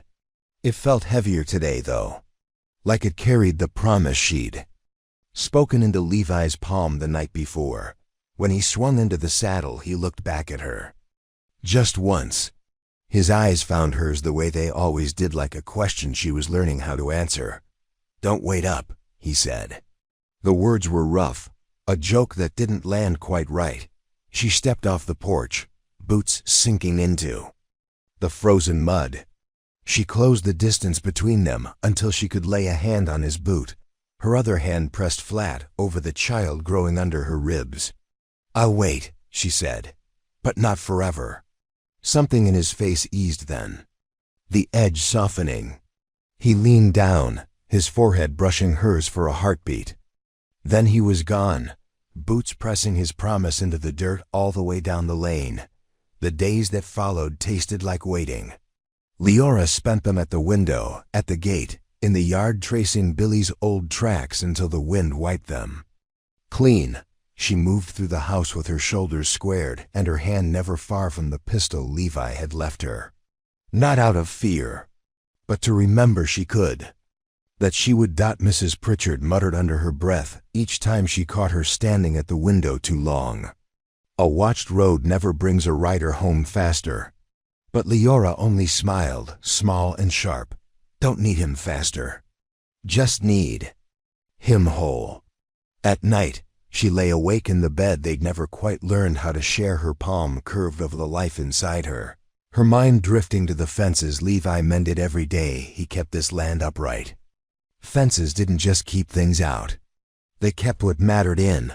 On the fifth night, she heard boots on the porch. Not the heavy stomp of a man come to break down her door, but the steady scrape of someone who knew this threshold like the back of his own scarred hand. Levi stepped in without a word. His hat dripped rain onto the boards. His coat carried the smell of smoke and cedar and the sharp copper of something gone final. Leora didn't ask what he'd done. She didn't need to. She just crossed to him, fingers pressing into the fabric. Over his ribs, feeling the heat of him alive under her palms. His voice cracked when he spoke. "It's done." She looked up into eyes that had seen too much, her thumb brushing a smear of dirt from his cheek. "And you?" He caught her hand, pressed it to his mouth. The answer hummed through his lips, into her bones. Still standing. So was she. So were they. Outside, the wind rattled the fence rails, but they held. For the first time in her life, so did she. The snow came early that year. By the time November settled its weight across the ranch, the fence posts were buried to their ankles, and the yard held footprints like bruises in the frost. Leora stood on the porch each morning, belly rounding heavier by the day, and watched Levi walk the lines. His silhouette cut clean through the dawn, shoulders broad as the horizon. A quiet figure carrying every promise she'd ever feared was too much to ask for. Inside, Mrs. Pritchard kept the hearth burning so hot the windows sweated. She fussed over stew pots and blankets, scolding Leora when she lingered too long by the door. But Leora had learned to smile at the old woman's sharp tongue, each scolding a prayer that came disguised as annoyance. A way of saying, stay warm, stay safe. Some nights she woke to Levi's weight shifting the mattress, boots left by the door, hat dangling from the bedpost like a battered crown. He never told her what ghosts still lingered at the edge of the property line, what tracks he found in the drifts, what shadows he read in the dark. But each time she woke with him beside her, she knew the fences held. That he held.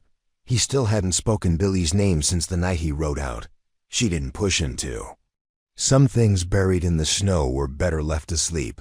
One morning, she found him in the barn, oiling the hinges on the big doors, while Mercy and her foal shifted in their stalls. He didn't see her at first.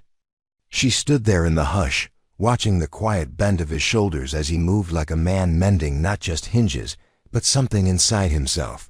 She stepped forward, boots crunching hay and straw. He looked up, eyes going soft at the edges when they found her. "You should be resting," he said, same old growl under his breath. "And you should be sleeping," she shot back. "But here we are." A faint smile tugged at the corner of his mouth. He set the oil can aside and came to stand in front of her, hands settling lightly at her hips. "You feel it all right?" She laid her hands over his. "Better than I've ever felt." It was true.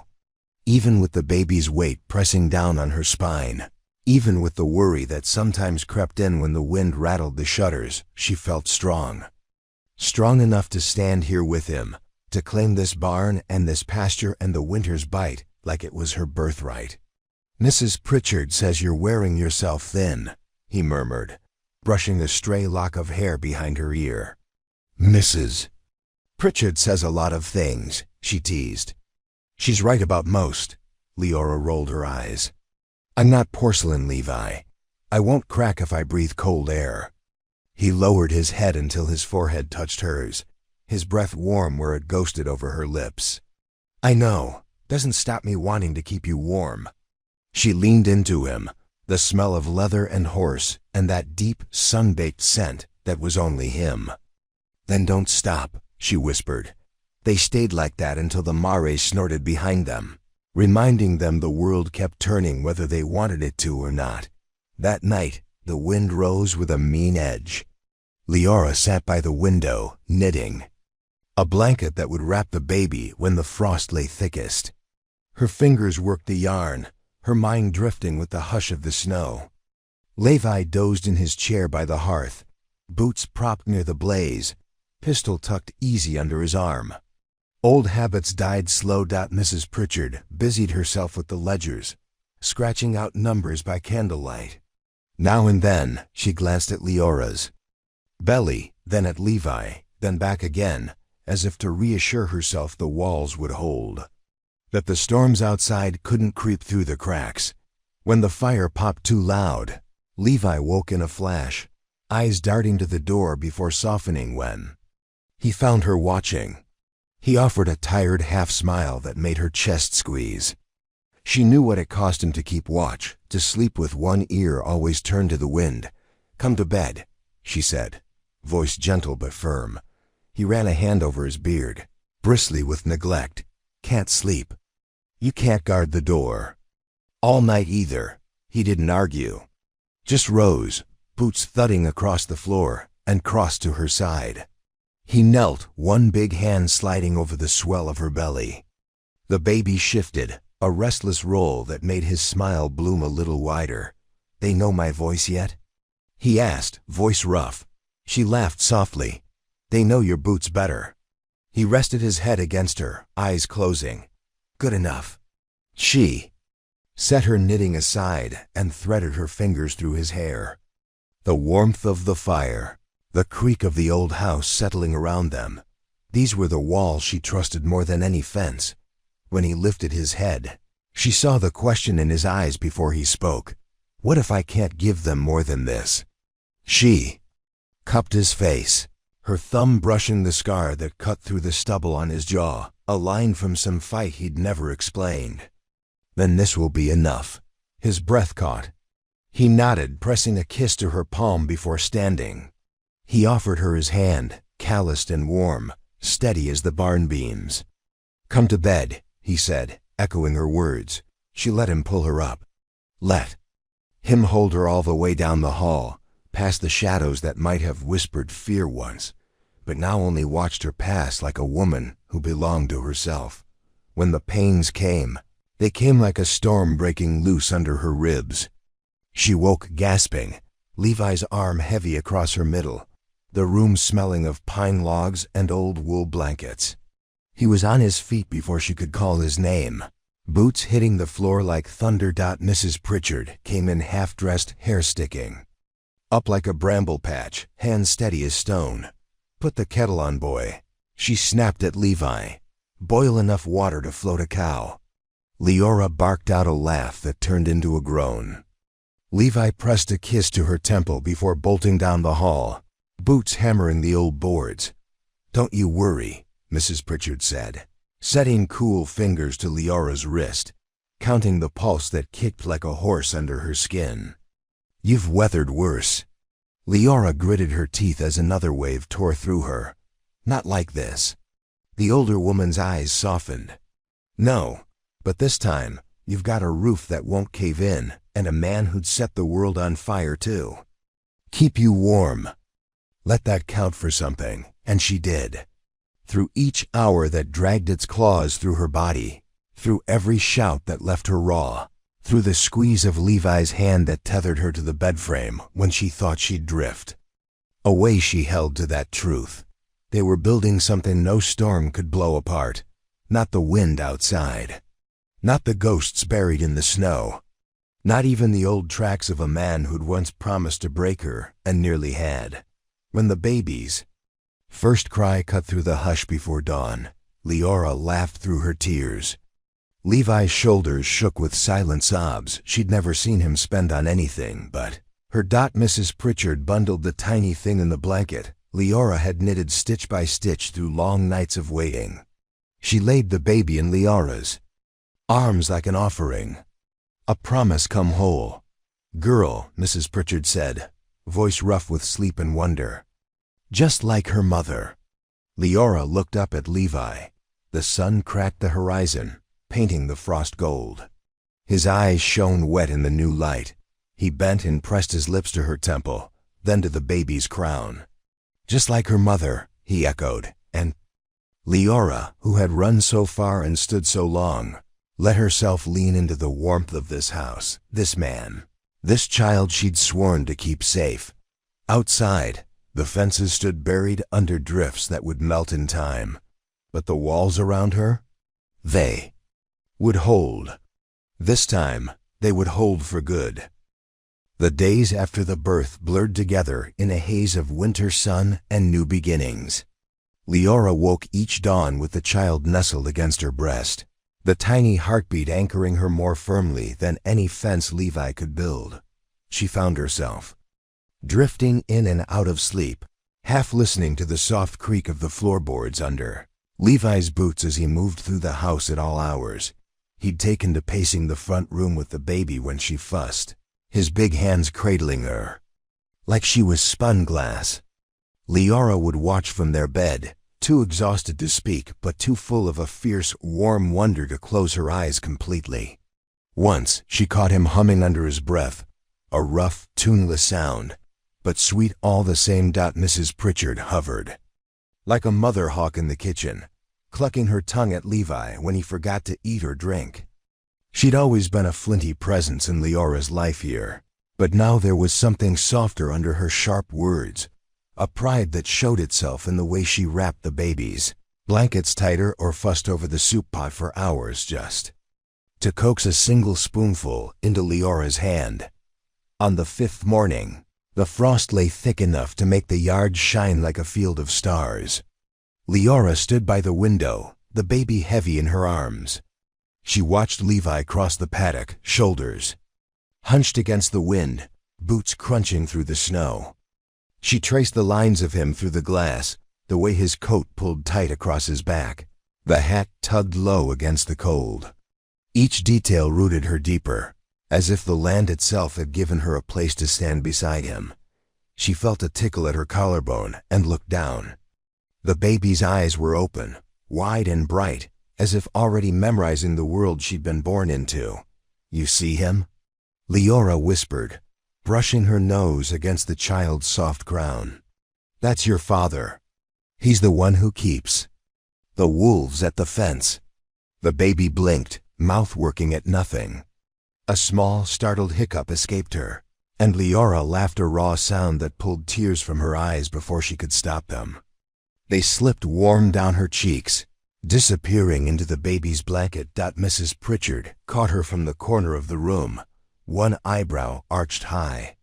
"You'll drown her before she learns to walk if you keep crying on her like that." Leora turned, unashamed of the tears.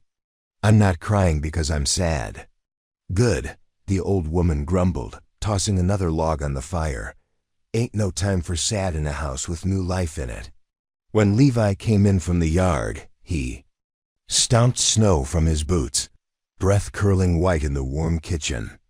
He crossed to Leora, pressing a kiss to her forehead before bending to touch his lips to the baby's. She stirred, one tiny fist punching the air as if to stake her claim. "Storm's coming," he said quietly. "Fence posts are holding for now, but I'll need to ride out come first light." Mrs. Pritchard made a sound that might have been a curse or a prayer. "You'll be half frozen before you clear the ridge. Let the hired hands handle it." Leva's eyes flicked to Leora, then back to the hearth. "Ain't the same. Men patch what they see. I know what's waiting underneath." Leora shifted, the baby higher against her chest. "You'll be careful?" His mouth tugged at one corner. "Always." "Don't lie," she teased softly. "You're never careful. Just lucky." He huffed a laugh and pulled her close, mindful of the tiny bundle between them. She felt his heartbeat where it pressed through her shoulder, steady and strong, like the hum of fence wire strung tight across winter fields. That night, she lay awake while the wind clawed at the shutters. The baby slept curled against her, sighed, warm and soft as a sunrise. Levi's breathing filled the room deep, even, but never quite at rest. She could tell by the way his hand rested on the rifle propped near the door, the way his boots sat lined up just so, ready to slip on at a moment's warning. She reached across the blankets, touching her fingers to the back of his hand. He shifted, eyes cracking open in the dim glow of the dying hearth. "Sleep," she murmured. "If the world comes for us tonight, it can knock tomorrow instead." A ghost of a smile tugged at his mouth. He turned his palm up, catching her hand in his. His thumb brushed the callus that had formed on her index finger from knitting. Small proof of all the ways she'd made this place hers. "You're not scared anymore," he said, voice hushed. She watched the baby's chest rise and fall. "I'm not running anymore." His hand tightened around hers, and in the hush of the storm, they found a quiet stronger than any wind that could rattle these old walls. When the storm broke, it did so in a roar that shook the rafters. Drifts piled against the doors, ice lacing the window panes in cruel, beautiful patterns. Levi spent hours in the barn with the stock, shoulders dusted white when he came inside, boots dripping a trail across the floor. "Be easier if you let Joe and Matt handle the herd." Mrs. Pritchard snapped as she thrust a steaming mug into his hands. "They do enough," Levi said. "Fence line's my job." Leora watched from the rocking chair, baby swaddled tight against her chest. "You're not the fence, Levi." He glanced at her, eyes soft despite the lines etched deep from too many nights spent braced against the wind. "Ain't I?" She shook her head. "You're the man behind it. That's what holds." He lowered himself to the hearth, boots stretched toward the flames. The baby stirred, one tiny cry breaking the hush before she settled again, her small hand brushing Liara's collarbone like a brand. "Tell me something," Levi said after a long moment. "You ever think you'd find this?" She blinked at him. "What?" He gestured with the mug, the motion wide enough to take in the crackling fire, the steady walls, the old woman humming under her breath as she stirred a pot on the stove. "This warmth, a roof that don't leak." Leora's throat tightened. "I thought if I found it, it'd be borrowed, stolen, something I'd lose the second I let myself trust it. And now?" She pressed her lips to the baby's crown. "Now it's mine, ours." Levi's eyes shone in the firelight. "Long as it takes, I'll keep it that way." Mrs. Pritchard clucked her tongue. You'll keep it that way by remembering your chores, not by talking pretty in my kitchen." Leora laughed, and the baby stirred again. A soft squeak that filled the room with more promise than any words could hold. When the storm finally blew itself out, it left a hush so pure it felt like standing in a church. Levi rode the fence. Line at dawn, boots crunching the crusted snow, breath steaming in the pale light. Leora watched him from the porch, the baby bundled close inside her coat. She felt the hum of it all under her ribs, the way the house creaked as it settled back into stillness, the way Mercy pawed the frozen ground, the way Levi's shape moved steady through the drifts. Not just the man she'd run to, but the man she'd chosen to stand beside. The man who'd chosen her back every day, every mile, every winter that would come. She pressed her lips to the baby's soft cheek. "See that?" she whispered. "That's how you hold the line." And when Levi turned in the yard to look back at, her one hand lifting in a silent promise that he'd always come home, she knew that this time the line would hold. The thaw came slow, as if the land itself was afraid to trust the warmth. Days stretched longer, but the ground held onto its frost like an old secret. Leora spent her mornings by the window, baby nestled against her chest, watching the drifts retreat one muddy inch at a time. It reminded her of her own heart, how it had stayed winterlocked for so long, then cracked open, letting in a warmth she'd once sworn she'd never feel again. Levi mended the fences as the snows melted. Each day he came in with mud on his boots, knuckles raw from hammer and wire. Sometimes he'd catch her watching him from the porch. He'd tip his hat, that half grin pulling at his mouth, the one that said more than any words he could scrape together. She'd smile back, pressing her lips to the baby's soft hair, and think, "We're still here. We're still whole." One morning, she found him at the table before dawn, a pile of old papers spread across the wood grain like scattered leaves. Land deeds, banknotes, handwritten letters folded so many times the creases looked like scars. He ran a thumb over each one, as if they were the lines in his own palms.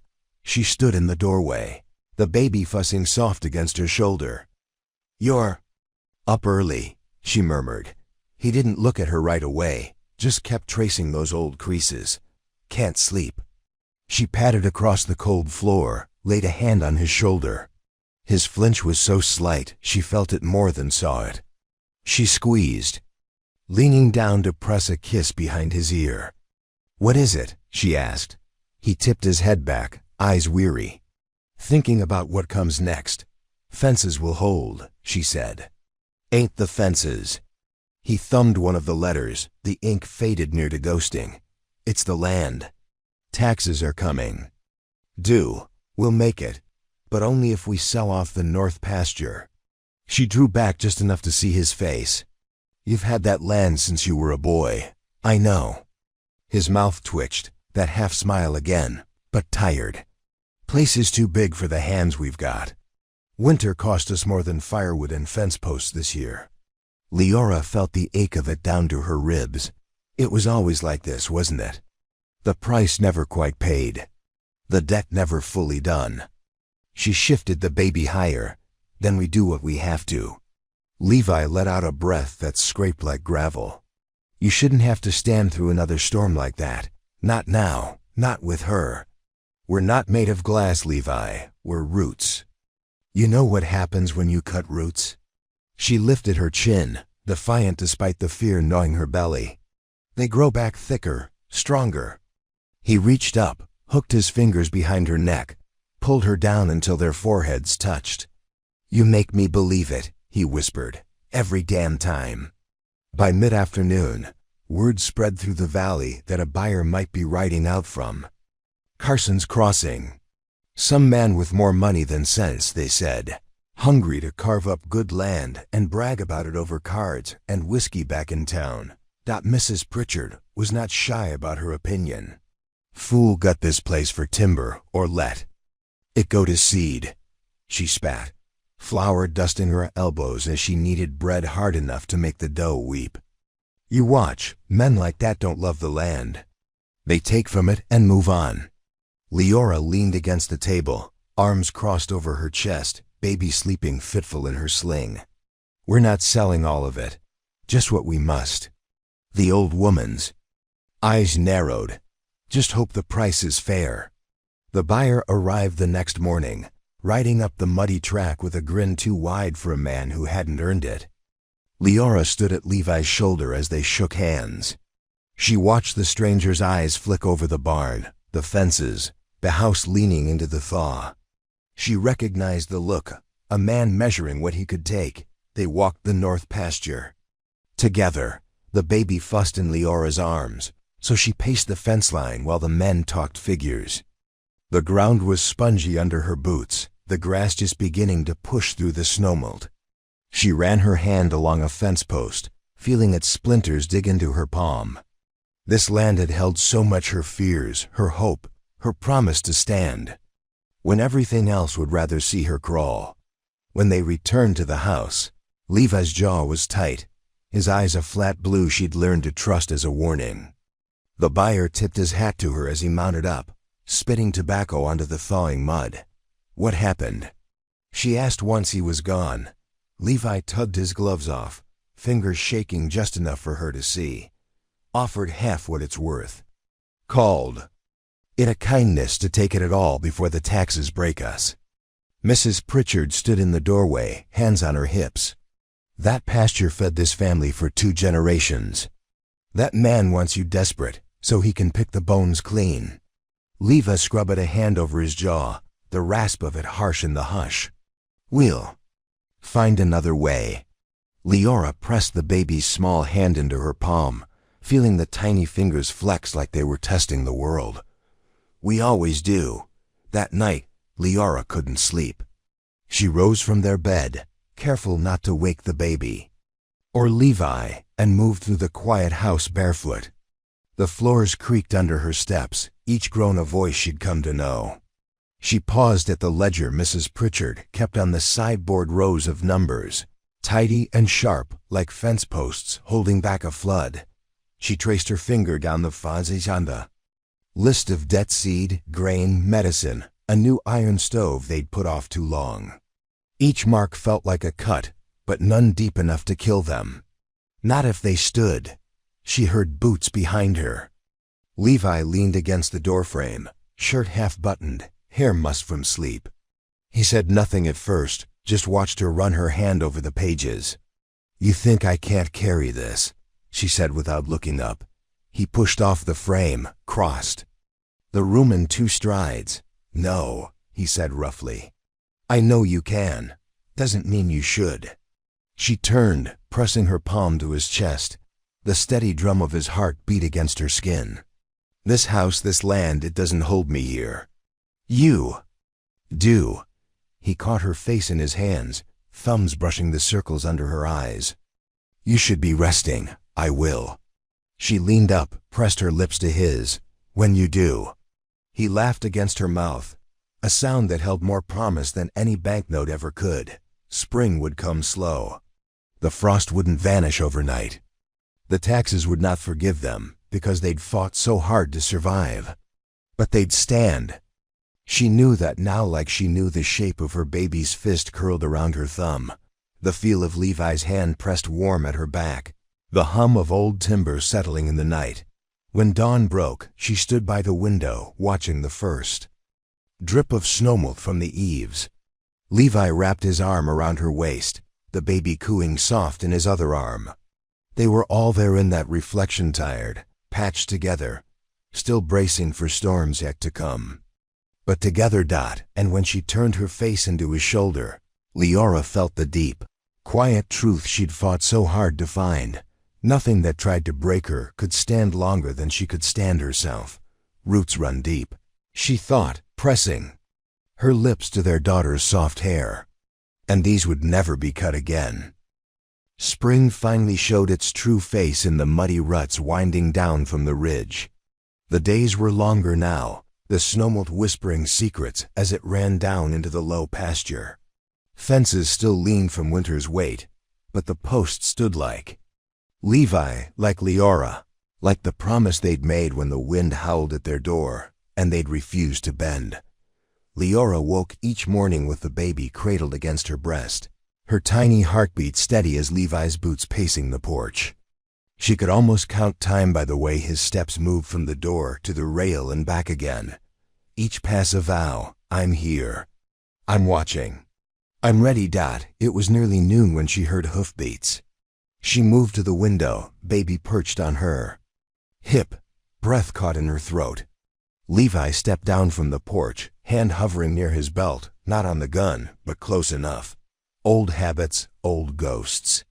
Some things the thaw couldn't wash clean. Joe rode up, hat in hand, cheeks flushed from the ride. He glanced at Leora through the window, then back to Levi. You got a minute? Levi tilted his head. Talk. Joe cleared his throat, eyes darting to the side yard where the wind had laid the last drifts bare. Word from the hollow. That banker out of Carson's Crossing is sniffing around again. Says you missed a payment. Leora's heart dipped. Not fear, just the old ache of things owed, of promises made on the edge of a ledger. She shifted the baby higher, thumb brushing the soft down of her hair. The child stirred, but didn't cry. Brave, like the land they'd sworn to hold. We didn't miss anything, Levi said, voice flat as the hardpan under his boots. Joe rubbed the back of his neck. That man says different. Reckon he's hoping to see you sell more than just pasture. Levi's shoulders squared. Let him hope. Joe nodded, chewing on the inside of his cheek. Matt and I'll keep eyes out. If that fool banker tries to lean too hard, we'll let you know. Levi's hand drifted to the porch rail. No one leans here, not anymore. Leora pressed her palm to the window pane, cool glass anchoring her when the past threatened to rattle loose inside her chest. She remembered Billy's bootsteps crossing their line. Remembered standing, gun steady, belly round with life that deserved more than fear. That girl was gone. This woman stayed. When Joe rode off, Levi came inside, boots thudding across the floorboards. He found her by the window, baby yawning wide against her shoulder. Did you hear? He asked, voice soft. She nodded. We owe them nothing. Never stopped a man with an appetite, he muttered. She tilted her head, eyes locking with his. Neither did we. His mouth twitched, just once. That's the truth. He reached for her, palm settling at the small of her back, the other brushing his knuckles down the baby's spine. We'll make it. She leaned in, pressing her forehead to his chest. We already have. That night, the house held a hush that was almost holy. The baby slept between them, breaths puffing warm against Leora's collarbone. Levi lay propped on one elbow, watching mother and child like he might memorize them bone by bone. She's got your mouth, he whispered. Liora traced the baby's tiny chin. She's got your stubbornness. He laughed, a sound that rumbled deep in his ribs. God help us all. She caught his free hand, pressed it to her cheek.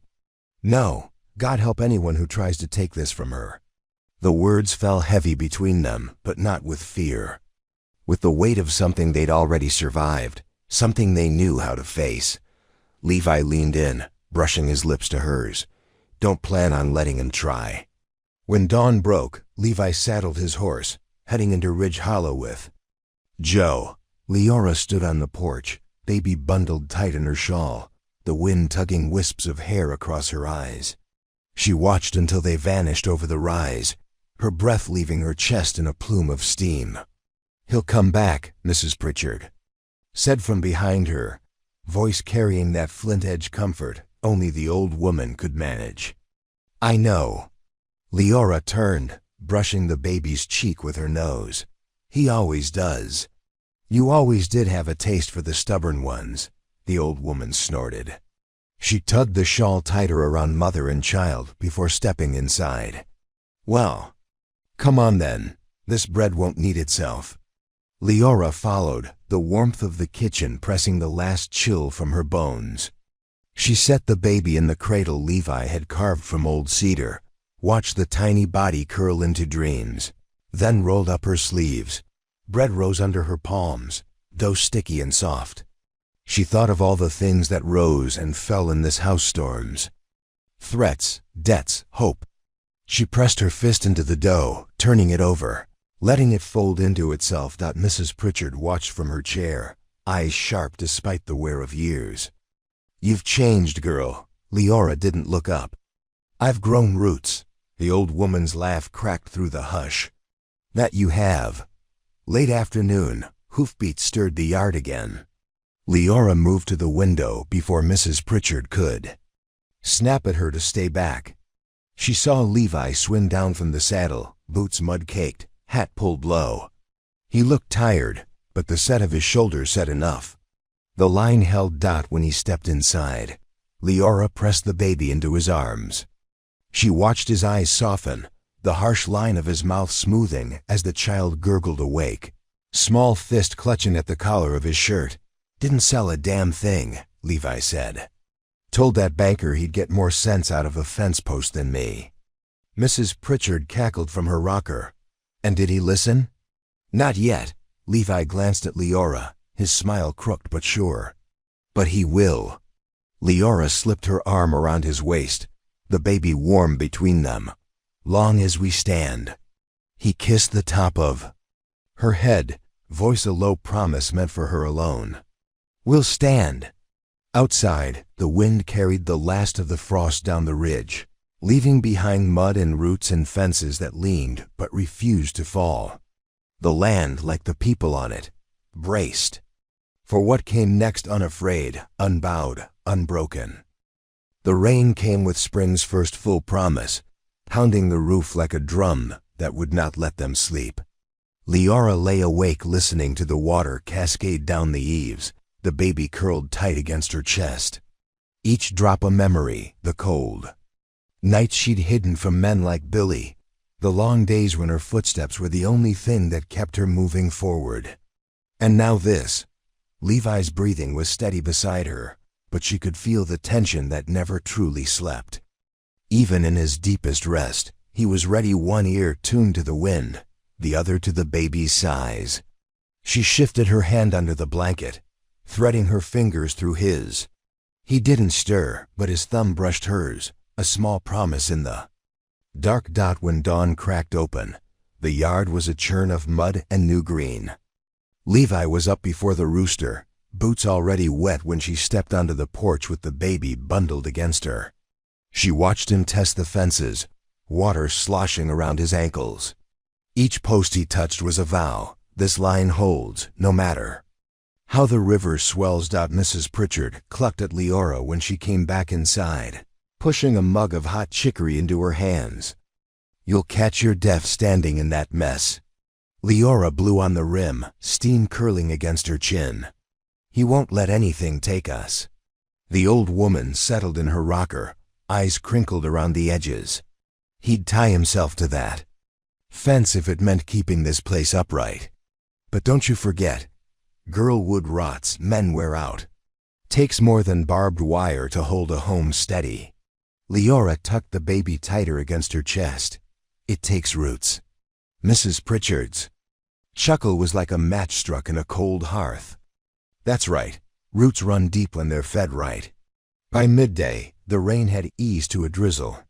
Levi came in, dripping and bone-tired, but his eyes sparked when he saw the baby gurgling awake on Leora's lap. He knelt at her feet, pressing his forehead to the tiny bundle, shoulders shaking with a quiet she'd learned to see for what it was. Relief that he could still come home to this. She ran her fingers through his damp hair. "Fence holding?" He nodded against her knee. "Mostly. Creek's rising, but the posts are set deep." Mrs. Pritchard snorted from the stove. "Deep enough to hold you steady, boy." Levi lifted his head, a grin tugging at his mouth. "Steady as she makes me." Leora laughed, the sound warm as the hearth. "Don't go blaming me when you come back half-drowned." His eyes found hers, the blue sharp and clear. "If I drown, it'll be fighting for this. I can live with that." She leaned down, pressing her lips to his. The baby cooed between them, A soft reminder that some storms made things grow stronger. After supper, the rain came back hard. Levi and Joe headed out, lanterns swinging in the dark, to check the far field. Leora sat by the window, rocking the baby in her arms. The wind rattled the shutters, but she felt no fear. She was done living with her back to the door, done waiting for the worst to walk in uninvited. Mrs. Pritchard joined her, folding an old quilt across her knees. "You're not the same girl who came here." Leora didn't take her eyes off the dark yard. "No," she ran. "I stand." The old woman grunted her approval. "About damn time." Thunder rolled over the valley, low and patient. Leora rested her cheek against the baby's crown. "He'll be back soon." "Always is," Mrs. Pritchard said, voice soft enough to slip through the storm. Hours later, the door creaked open. Levi's silhouette filled the threshold, lantern light flickering behind him.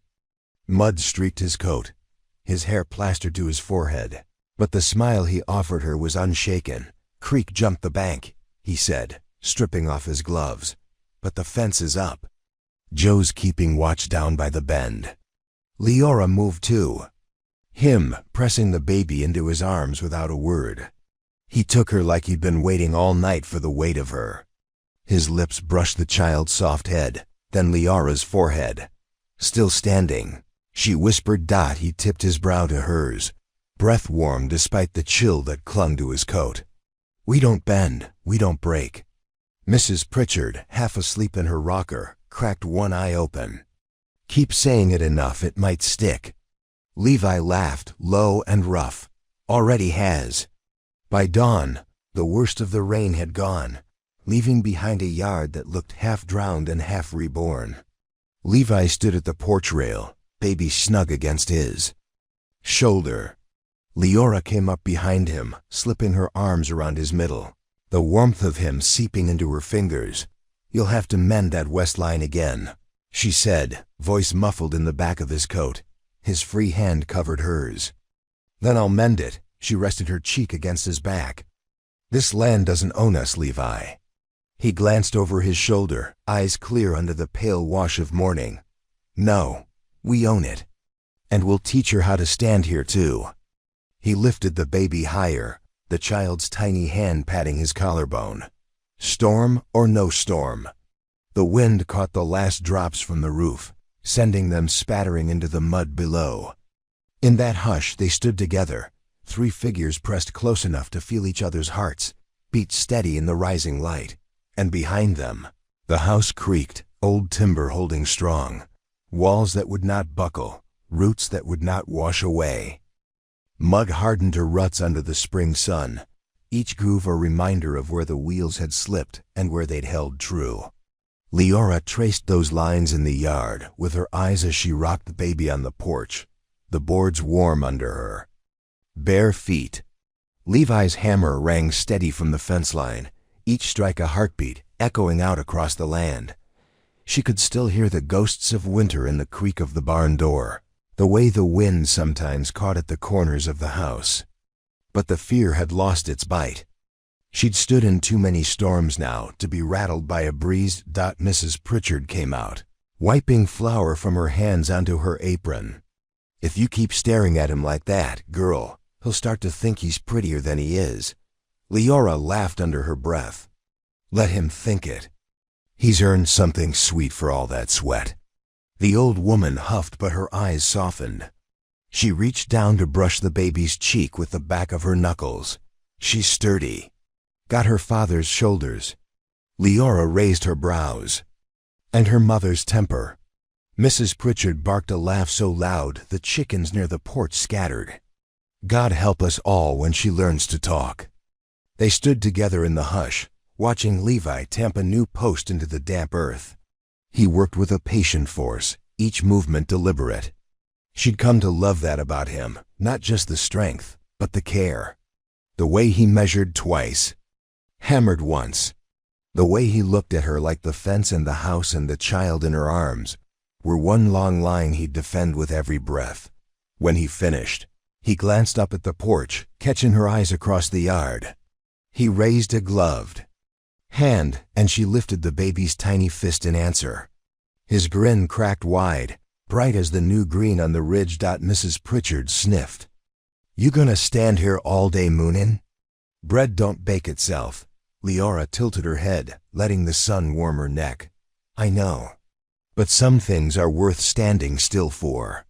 That evening, the valley rang with the hum of crickets and the low moo of cattle moving along the creek. Levi cleaned his boots at the porch steps while Leora finished hanging linens on the line. Baby dozing against her chest in a sling made from an old quilt. Creaks dropped back to normal. Levi said, voice carrying easy through the dusk, "West Line'll hold for summer." She tied the last sheet, letting it snap in the breeze. "It's good land, just needed the right hands on it." He met her at the edge of the yard, pulling the sling open to peek at the baby's sleep-drunk face. "She looks like you when she dreams," Leora laughed. "You say that every night. Doesn't make it less true." He slipped his hand under her hair, palm warm against her neck. She felt the calluses catch at the fine strands, a reminder that softness and grit lived side by side in this man. "You're not tired of this?" she asked, the words out before she could swallow them down. "The fences, the mud, the fighting to keep what's ours." He leaned in, his breath a promise against her ear. "I'd get tired of breathing first." She closed her eyes, resting her forehead against his chest. The baby stirred, tiny fists flexing between them, and she felt the truth settle deep in her. Bones, storms might come, but this line held. They ate supper with the doors open wide, the night air carrying in the scent of wet grass and wood smoke. Mrs. Pritchard served stew thick with potatoes and carrots they'd dug from the thawing ground. She clucked at Levi when he reached for his third bowl. "You'll eat us out of next season if you don't watch yourself."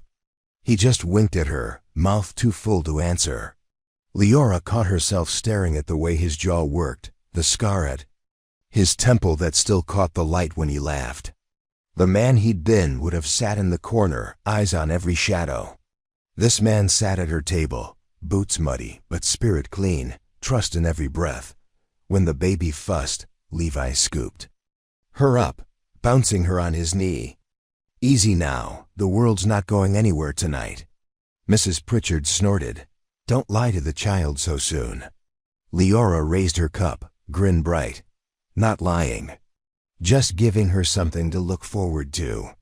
After supper, they sat on the porch, the old woman dozing in her rocker, Levi's arm draped heavy across Leora's shoulders. The baby dreamed soft against her collarbone. One tiny hand curled in Levi's shirt. He brushed his thumb over the child's fist. "Joe says the banker hasn't shown his face since last month." "Good, let him keep his distance.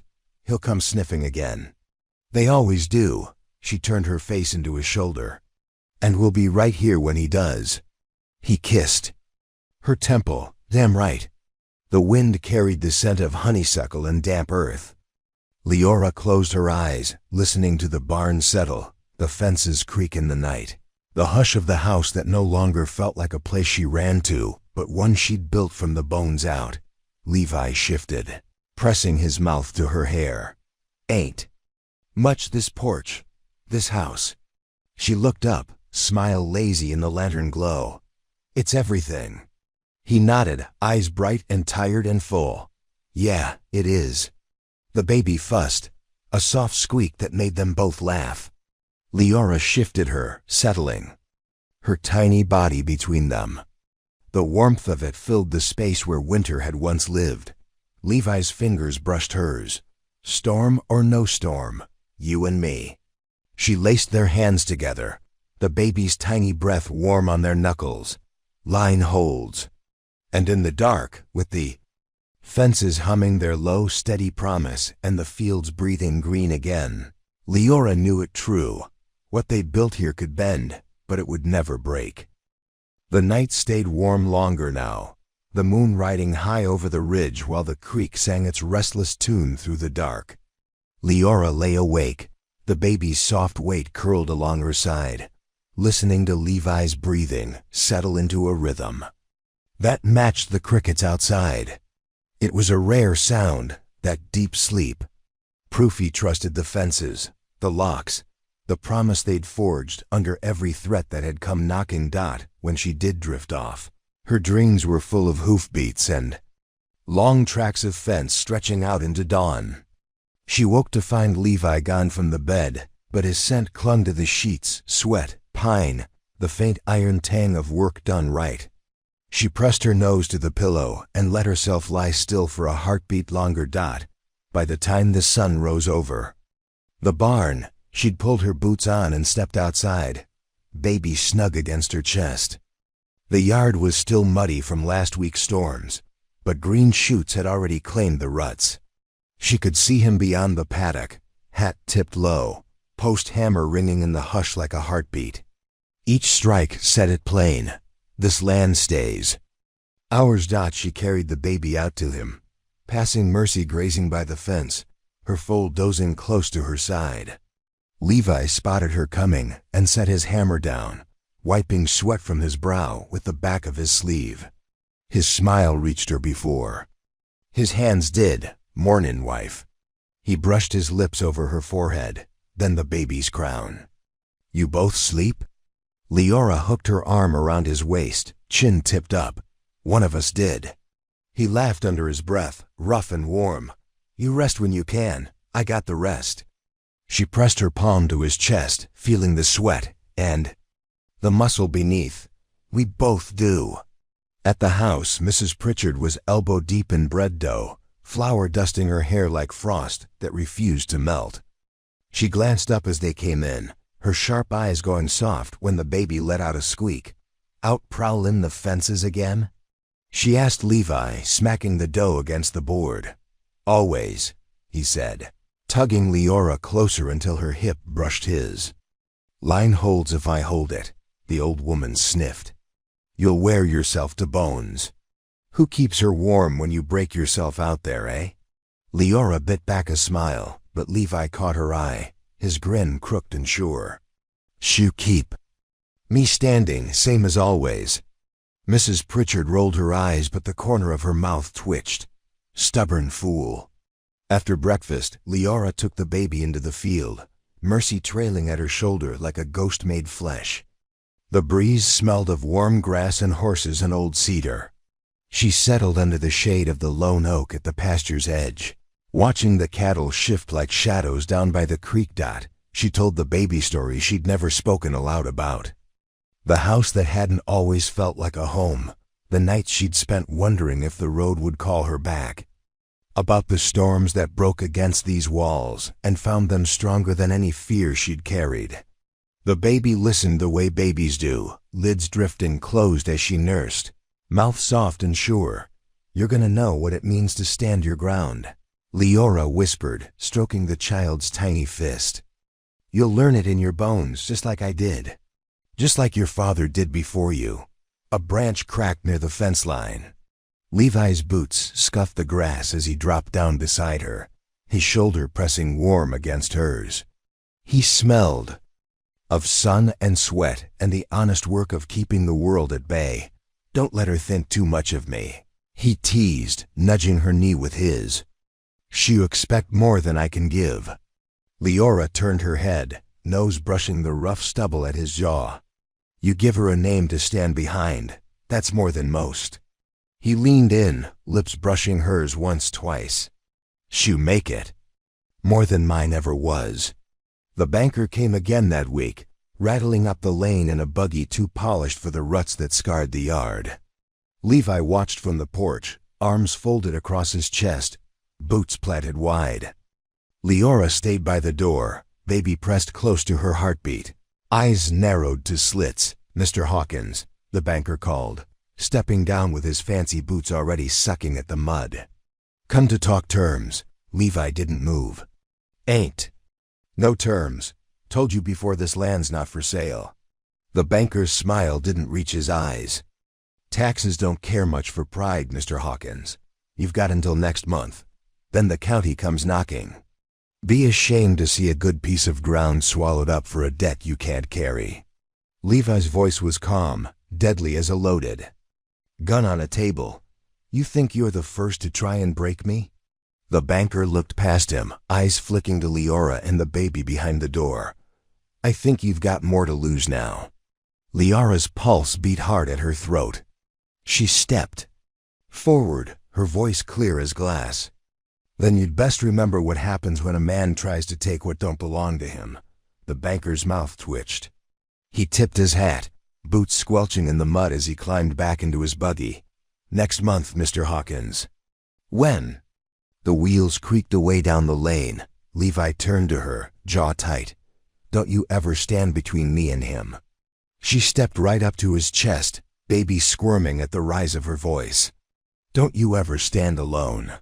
His shoulders eased then, the fight in him settling into something gentler. He bent to kiss the baby's head, then her lips. Line holds. She pressed her forehead to his. We hold it. That night, the house smelled of hearth smoke and bread warm from the oven. Mrs. Pritchard muttered about fools and debts. And Banks, her words softer than her scowl. Levi sat by the fire with the baby sleeping in the crook of his arm, her tiny breath steady as the logs popping in the flames. Leora curled into the chair beside him, her hand resting on his knee. He won't break us. Levi looked at the baby's face, one finger tracing the delicate curve of her cheek. No, he won't. Outside, the wind caught the eaves, rattling like old bones. But the walls stood. The fence posts stayed set, deep in the thawed earth. And the family inside mud on their boots, scars on their hands, hope burning brighter than any threat held the line. Storm after storm, until the dark gave way to dawn. Dawn came heavy and gold, the kind that made the boards of the old house glow like honey poured over rough pine. Leora woke with the baby's soft wake pressed along her ribs, her small fist tucked under Leora's chin like she was claiming this place for her own. She could feel Levi's absence before she heard the hammer ringing out back. He always left the bed warm enough to trick her heart into believing he was still there. She rose, wrapping the child tight in a shawl that smelled faintly of wood smoke and milk. When she stepped onto the porch, the world was already stirring birds, trilling in the hedgerow, Mercy stamping her hooves in the paddock, the creek down the way singing its constant tune. Levi was at the fence line, sleeves rolled to the elbow, fresh dirt caked up his wrists. Every strike of the hammer sent up a whisper of dust, the fence posts standing like sentinels behind him. She knew he was thinking about that banker's boots tracking mud across their porch boards, about the tax man who'd come if they didn't. Stand firm. He looked up when he heard her, grin splitting his rough-edged face. Look at you, bringing the whole reason I swing this hammer. She laughed, settling the baby higher on her hip. Don't sweet-talk me yet. I haven't made your coffee. He leaned the hammer against the fence, crossing the muddy yard in a few strides. His gloved hand brushed her hair from her temple, thumb rough against the soft skin there. You give me enough reason just standing there. She felt the baby stir, nose rooting for her breast. Levi laid his palm over the tiny back, feeling that warmth seep through the cotton. She dreamed soft, he murmured. Same as you used to, before you learned to stand up to every wind. Leora huffed a laugh. Ain't the wind that worries me now. He didn't have to ask, he saw it clear enough in the lines between her brows. He pressed a kiss to the baby's downy hair, then to Leora's mouth. We'll make it. Her lips curved. Line holds. They spent the day mending what winter and rain had pulled loose. Leora shooed Mrs. Pritchard out of the kitchen, saying the old woman deserved at least one afternoon with her feet up. She set the baby in a basket lined with old blankets, close enough she could see the rise and fall of her tiny chest. The dough rose under her hands like hope, soft and stubborn all at once. She glanced out the window to see Levi and Joe hauling the last of the old timbers up from the creek bed, sweat shining at their temples. Levi caught her eye and tipped an invisible hat, his grin so boyish it made her ache with a want, she thought. The cold years had frozen for good. When dusk fell, they gathered at the long table. Joe's jokes bounced off the beams, Mrs. Pritchard's scoldings weaving through the laughter like thread. Levi carved thick slices of bread, passing them down while the baby gurgled in Liara's lap, her hands batting at crumbs that caught in the folds of her blanket. Almost feels like peace, Joe said, pushing his chair back to prop his boots. On the hearth. Mrs. Pritchard shot him a look sharp enough to cut timber. Watch your mouth, boy. You'll call a storm down talking like that. Liara traced circles on the baby's back. Let it come. We've stood through worse. Leva's eyes met hers across the lamplit table. We'll stand through this too. Later, when the house settled into its night sounds, logs cracking in the stove, wind worrying the corners, Liara found Levi on the porch. He sat with his elbows on his knees, hat tugged low, eyes fixed on the dark yard where the fence posts faded into the shadows. She pressed the baby into his arms before he could protest. He held her like she was something he'd carved with his own hand, something no one could lay claim to but him. She needs you rested, Levi, Liara murmured. Not worn thin, worrying about men who only know how to take. He rocked the baby, his thumb brushing her tiny fist. They'll come, sooner or later, then let 'em. He looked up at her, a small huff of a laugh breaking loose. God, I love you when you talk like that. She crouched down, her palm over his knee. You loved me when I was half broke, remember? You were never broke. His voice was a rumble under the hush, just waiting to grow roots. At dawn, she found him asleep in the rocker, the baby tucked against his chest, the old shotgun propped within easy reach. She thought about waking him, telling him he didn't have to guard them so fierce anymore.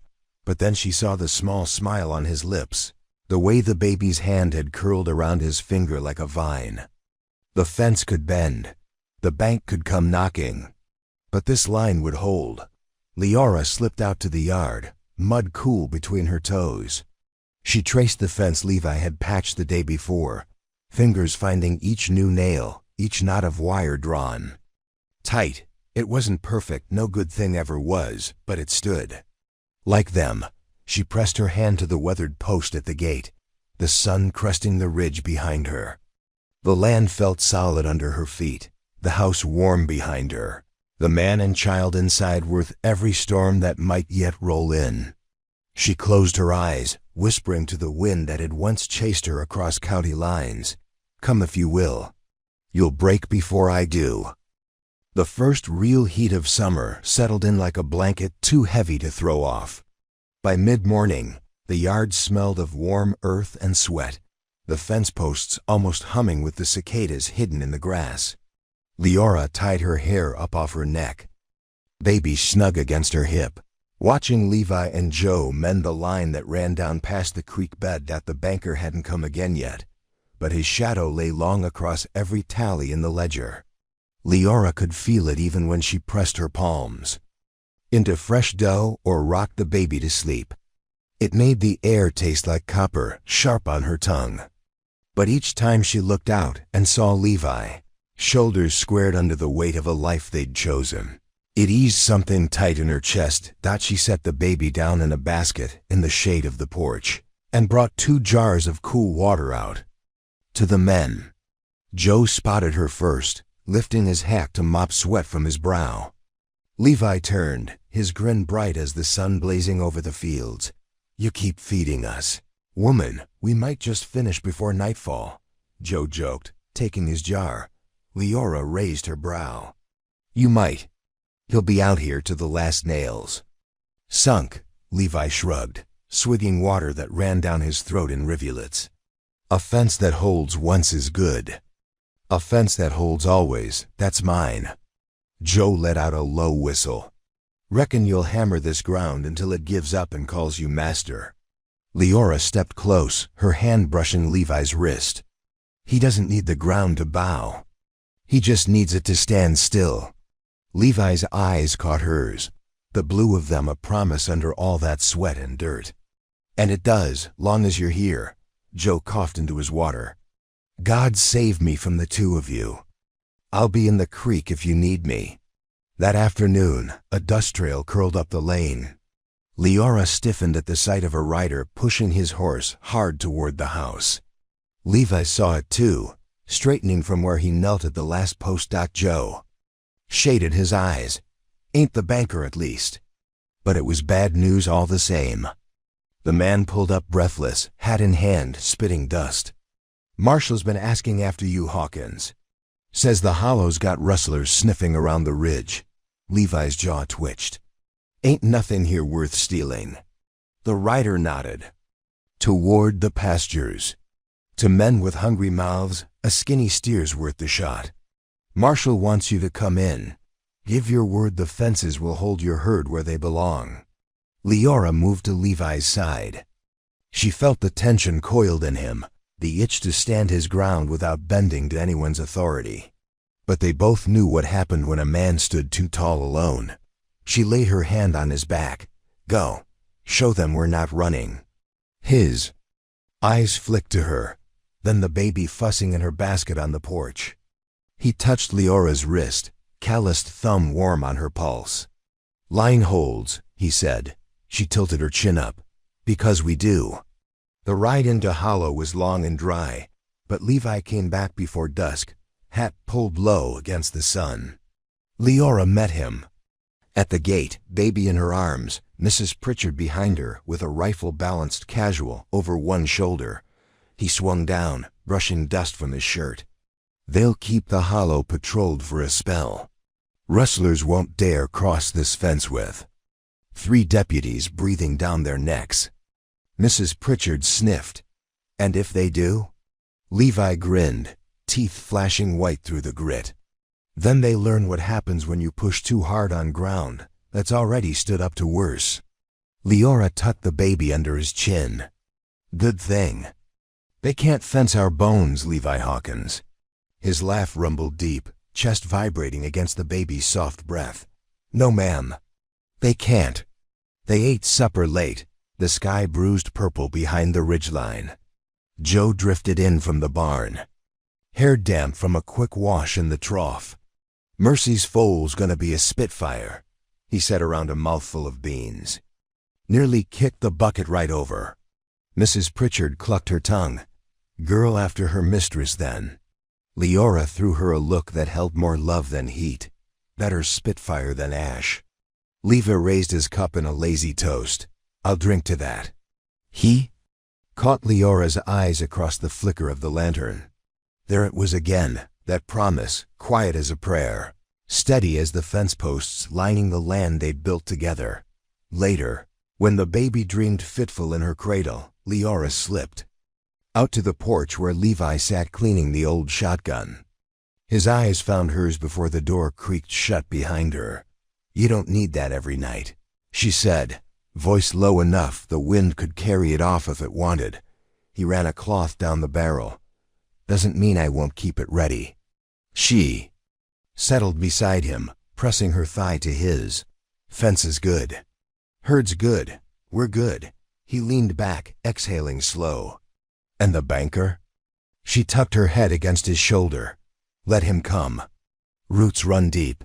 His arm slipped around her, pulling her tight. The shotgun leaned forgotten against the step, a quiet promise that some lines were drawn in more than barbed wire. Out past the fence, the field sighed under moonlight. Somewhere down by the creek, a coyote called, one voice lost in the hush of land that knew how to stand its ground. Leora felt the beat of Levi's heart under her palm. Let them come, she whispered. Again, we'll still be here when they're gone. The creek ran low that week, summer sun drinking deep while the cattle lingered at its banks, stirring mud into thick swirls. Leora stood at the fence line, baby balanced on her hip, eyes tracing the herd as Levi moved among them. He worked slow. Calm, a gentle hand here, a sharp whistle their same way he'd learned to handle men who thought they could push him from his own land. He didn't swing his hammer today, he didn't need to. The post stood straight, and the wire hummed tight in the breeze, singing a promise that outlasted threats and half-whispered gossip from town. Mrs. Pritchard shuffled up behind her, wiping her hands on her apron. Banker send another letter? Leora didn't take her eyes off Levi's broad back, the way his shoulders squared when a steer balked at the creek's edge. Not yet. He's waiting for us to flinch first, the old woman snorted. Don't. Reckon he'll live long enough to see that.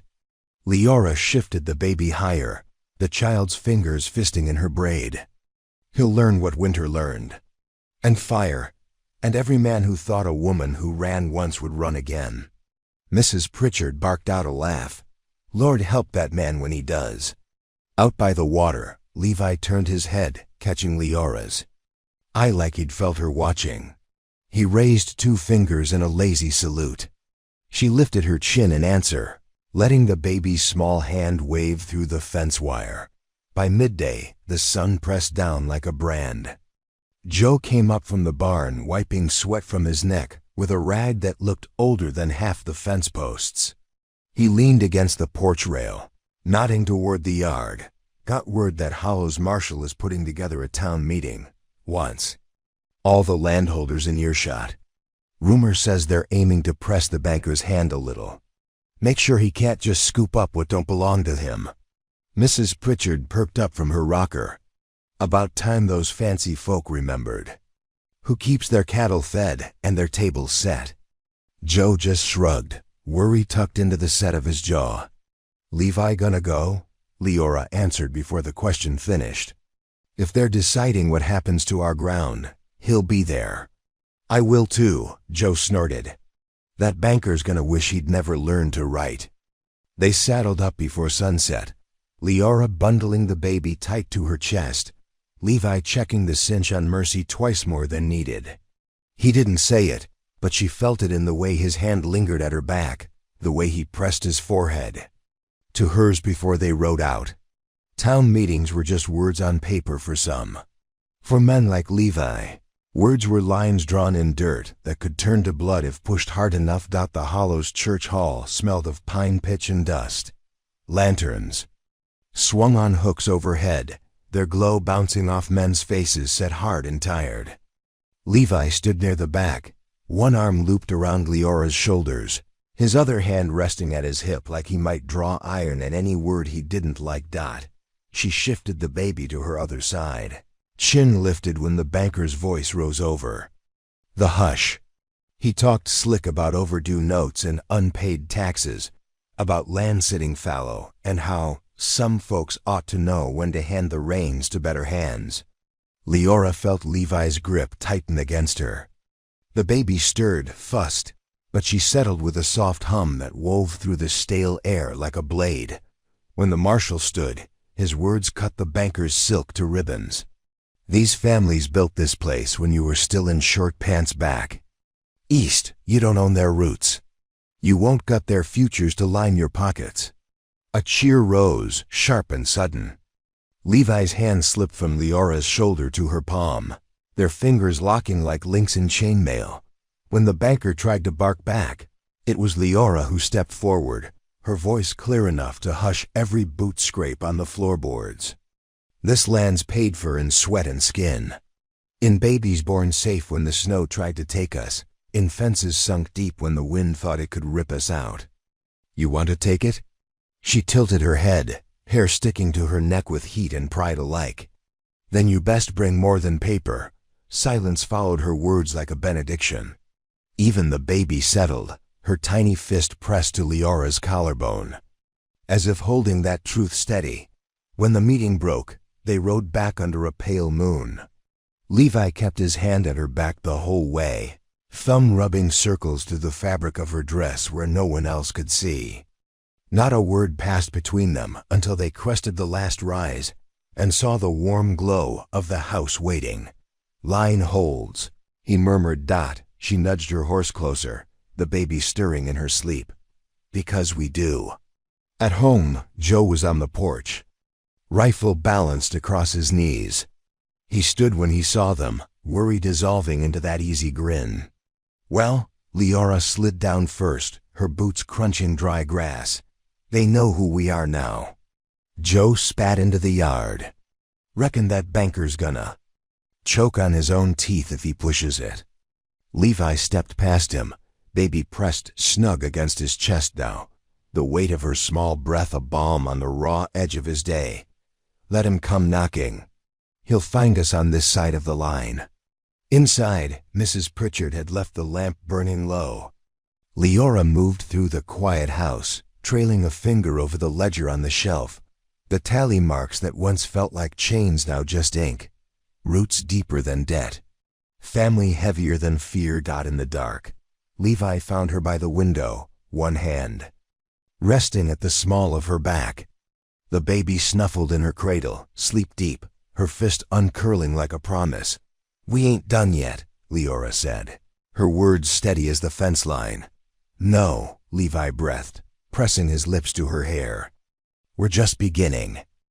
The morning after the town meeting broke hot and thick, clouds gathering above the ridge like they were fixing for a brawl with the earth. Leora rose before dawn, the baby tucked close, her little fist kneading sleep out of her mother's collarbone. She watched Levi pull his boots on by the hearth, the glow from last night's coals catching in the lines at the corners of his eyes.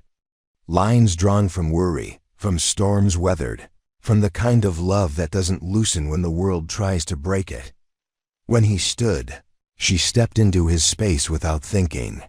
He smelled like earth and iron, like the fence posts sunk. Deep, the hammer kept sharp, the sweat of a man who would die before he bent to another man's greed. She pressed her free hand to his chest, feeling the warmth there like a hearth that would never go cold. "Don't go looking for a fight that ain't come yet," she whispered. He caught her chin between calloused fingers, thumb brushing the edge of her mouth. "I don't have to look. It always finds me." She huffed a laugh, small and sharp, and the baby stirred. "Well, it can find all of us then." By midday, the clouds broke open. Rain hit the tin roof in sheets, sluicing down the porch steps and turning the yard into a patchwork of puddles and fresh grass. Levi and Joe hauled lumber to the shed, the hammering of boots and thunder rolling together like the beating of a giant drum. Leora sat at the kitchen table, ledger open under her palm. Each number was a notch, a record of every time they'd refused to be moved. Mrs. Pritchard muttered over her shoulder as she kneaded bread, voice steady as her old hands. "You count too many of those lines, girl. They'll start counting you back." Leora's mouth twitched. "Better to see 'em than pretend they're not there," the old woman snorted. "Fair enough. Just don't forget the marks that matter most are the ones in that man's hands when he comes in from the rain." She glanced at the door then, as if Levi might step through right that second, dripping and grinning, and the kitchen might feel whole again. When the storm eased, Levi did come in, hair plastered to his forehead, eyes sparking like a lightning. Bolt hadn't found him yet, only because he didn't feel like being caught. He pulled Leora into his chest before she could protest the rain soaking her apron, kissing her hard enough that the ledger slammed shut under her hand. Joe cleared his throat behind them. "We gonna eat or watch you two prove why you got that?" "Baby," Mrs. Pritchard cuffed him upside the head. "Sit down." They ate by lamplight, the wind making the walls sigh. The baby dreamed at Leora's breast, her tiny mouth soft and sure. Levi watched her like a man memorizing each moment, eyes flicking from Leora's face to the child's, his hand finding hers under the table. "Talks all over hollow," Joe said, voice muffled around a crust of bread. "Banker's gone quiet. Might be he's waiting to see if you flinch." Levi snorted. "Let him wait." Mrs. Pritchard slammed her mug down. "Better men than him have broken trying to outwait this house." The room fell quiet then, thunder rolling far off like an old dog grumbling in its sleep. Leora traced her thumb along the edge of Levi's knuckles, the baby's breathing warm against her ribs. She spoke low, for them alone. "We've come too far to run." Levi nodded. "Roots too deep to rip." Joe lifted his mug. "Then here's to that." They lay awake that night, the baby snuggled between them, the roof dripping a lullaby into the silence. Levi brushed the back of his hand over Leora's cheek, his eyes bright in the low light. "You ever wish we'd gone?" He asked. She didn't pretend to misunderstand. No, he huffed a soft breath. Even with all this fences in debt and men wanting to take what ain't theirs. She turned her face into his palm, kissing the scar that split the rough skin near his thumb. It's ours, that's all that matters. The baby let out a sigh, her tiny hand resting on Levi's chest. Leora pressed closer, voice no more than a breath. You think she remember? This fight? These nights we lay here waiting for someone to test the line? Levi tipped his head until his nose brushed hers. She won't have to. She know it in her bones. When dawn broke, the yard shimmered with puddles that caught the sunrise in shards of gold. Leora stood on the porch with the baby on her hip, Levi's boots thudding behind her as he hauled a coil of fresh wire down to the creek fence. Joe trailed after him, whistling low, rifle slung casual across his shoulder. Mrs. Pritchard eased herself onto the rocker with a grunt. Never ends, does it? Leora shook her head, smiling as the baby squealed at the chicken scratching in the mud. Not if we're lucky. She could see it plain, the fence posts leaning a little under the weight of the rain, the grass pushing. Up new and bright, the wire would rust. The ledger would keep its marks. The wind would test every corner of this house. But inside, they'd be ready. Levi glanced back over his shoulder then, sweat already darkening the collar of his shirt, his grin steady and sure as sunrise. Leora lifted her chin, whispering so only the baby could hear. Line holds, because we do, and the world, rain-soaked and hungry, could try its worst. This house, these roots, this family, they'd bend, but they'd never break. 2 more great stories are next. Don't miss them. Subscribe and turn on notifications.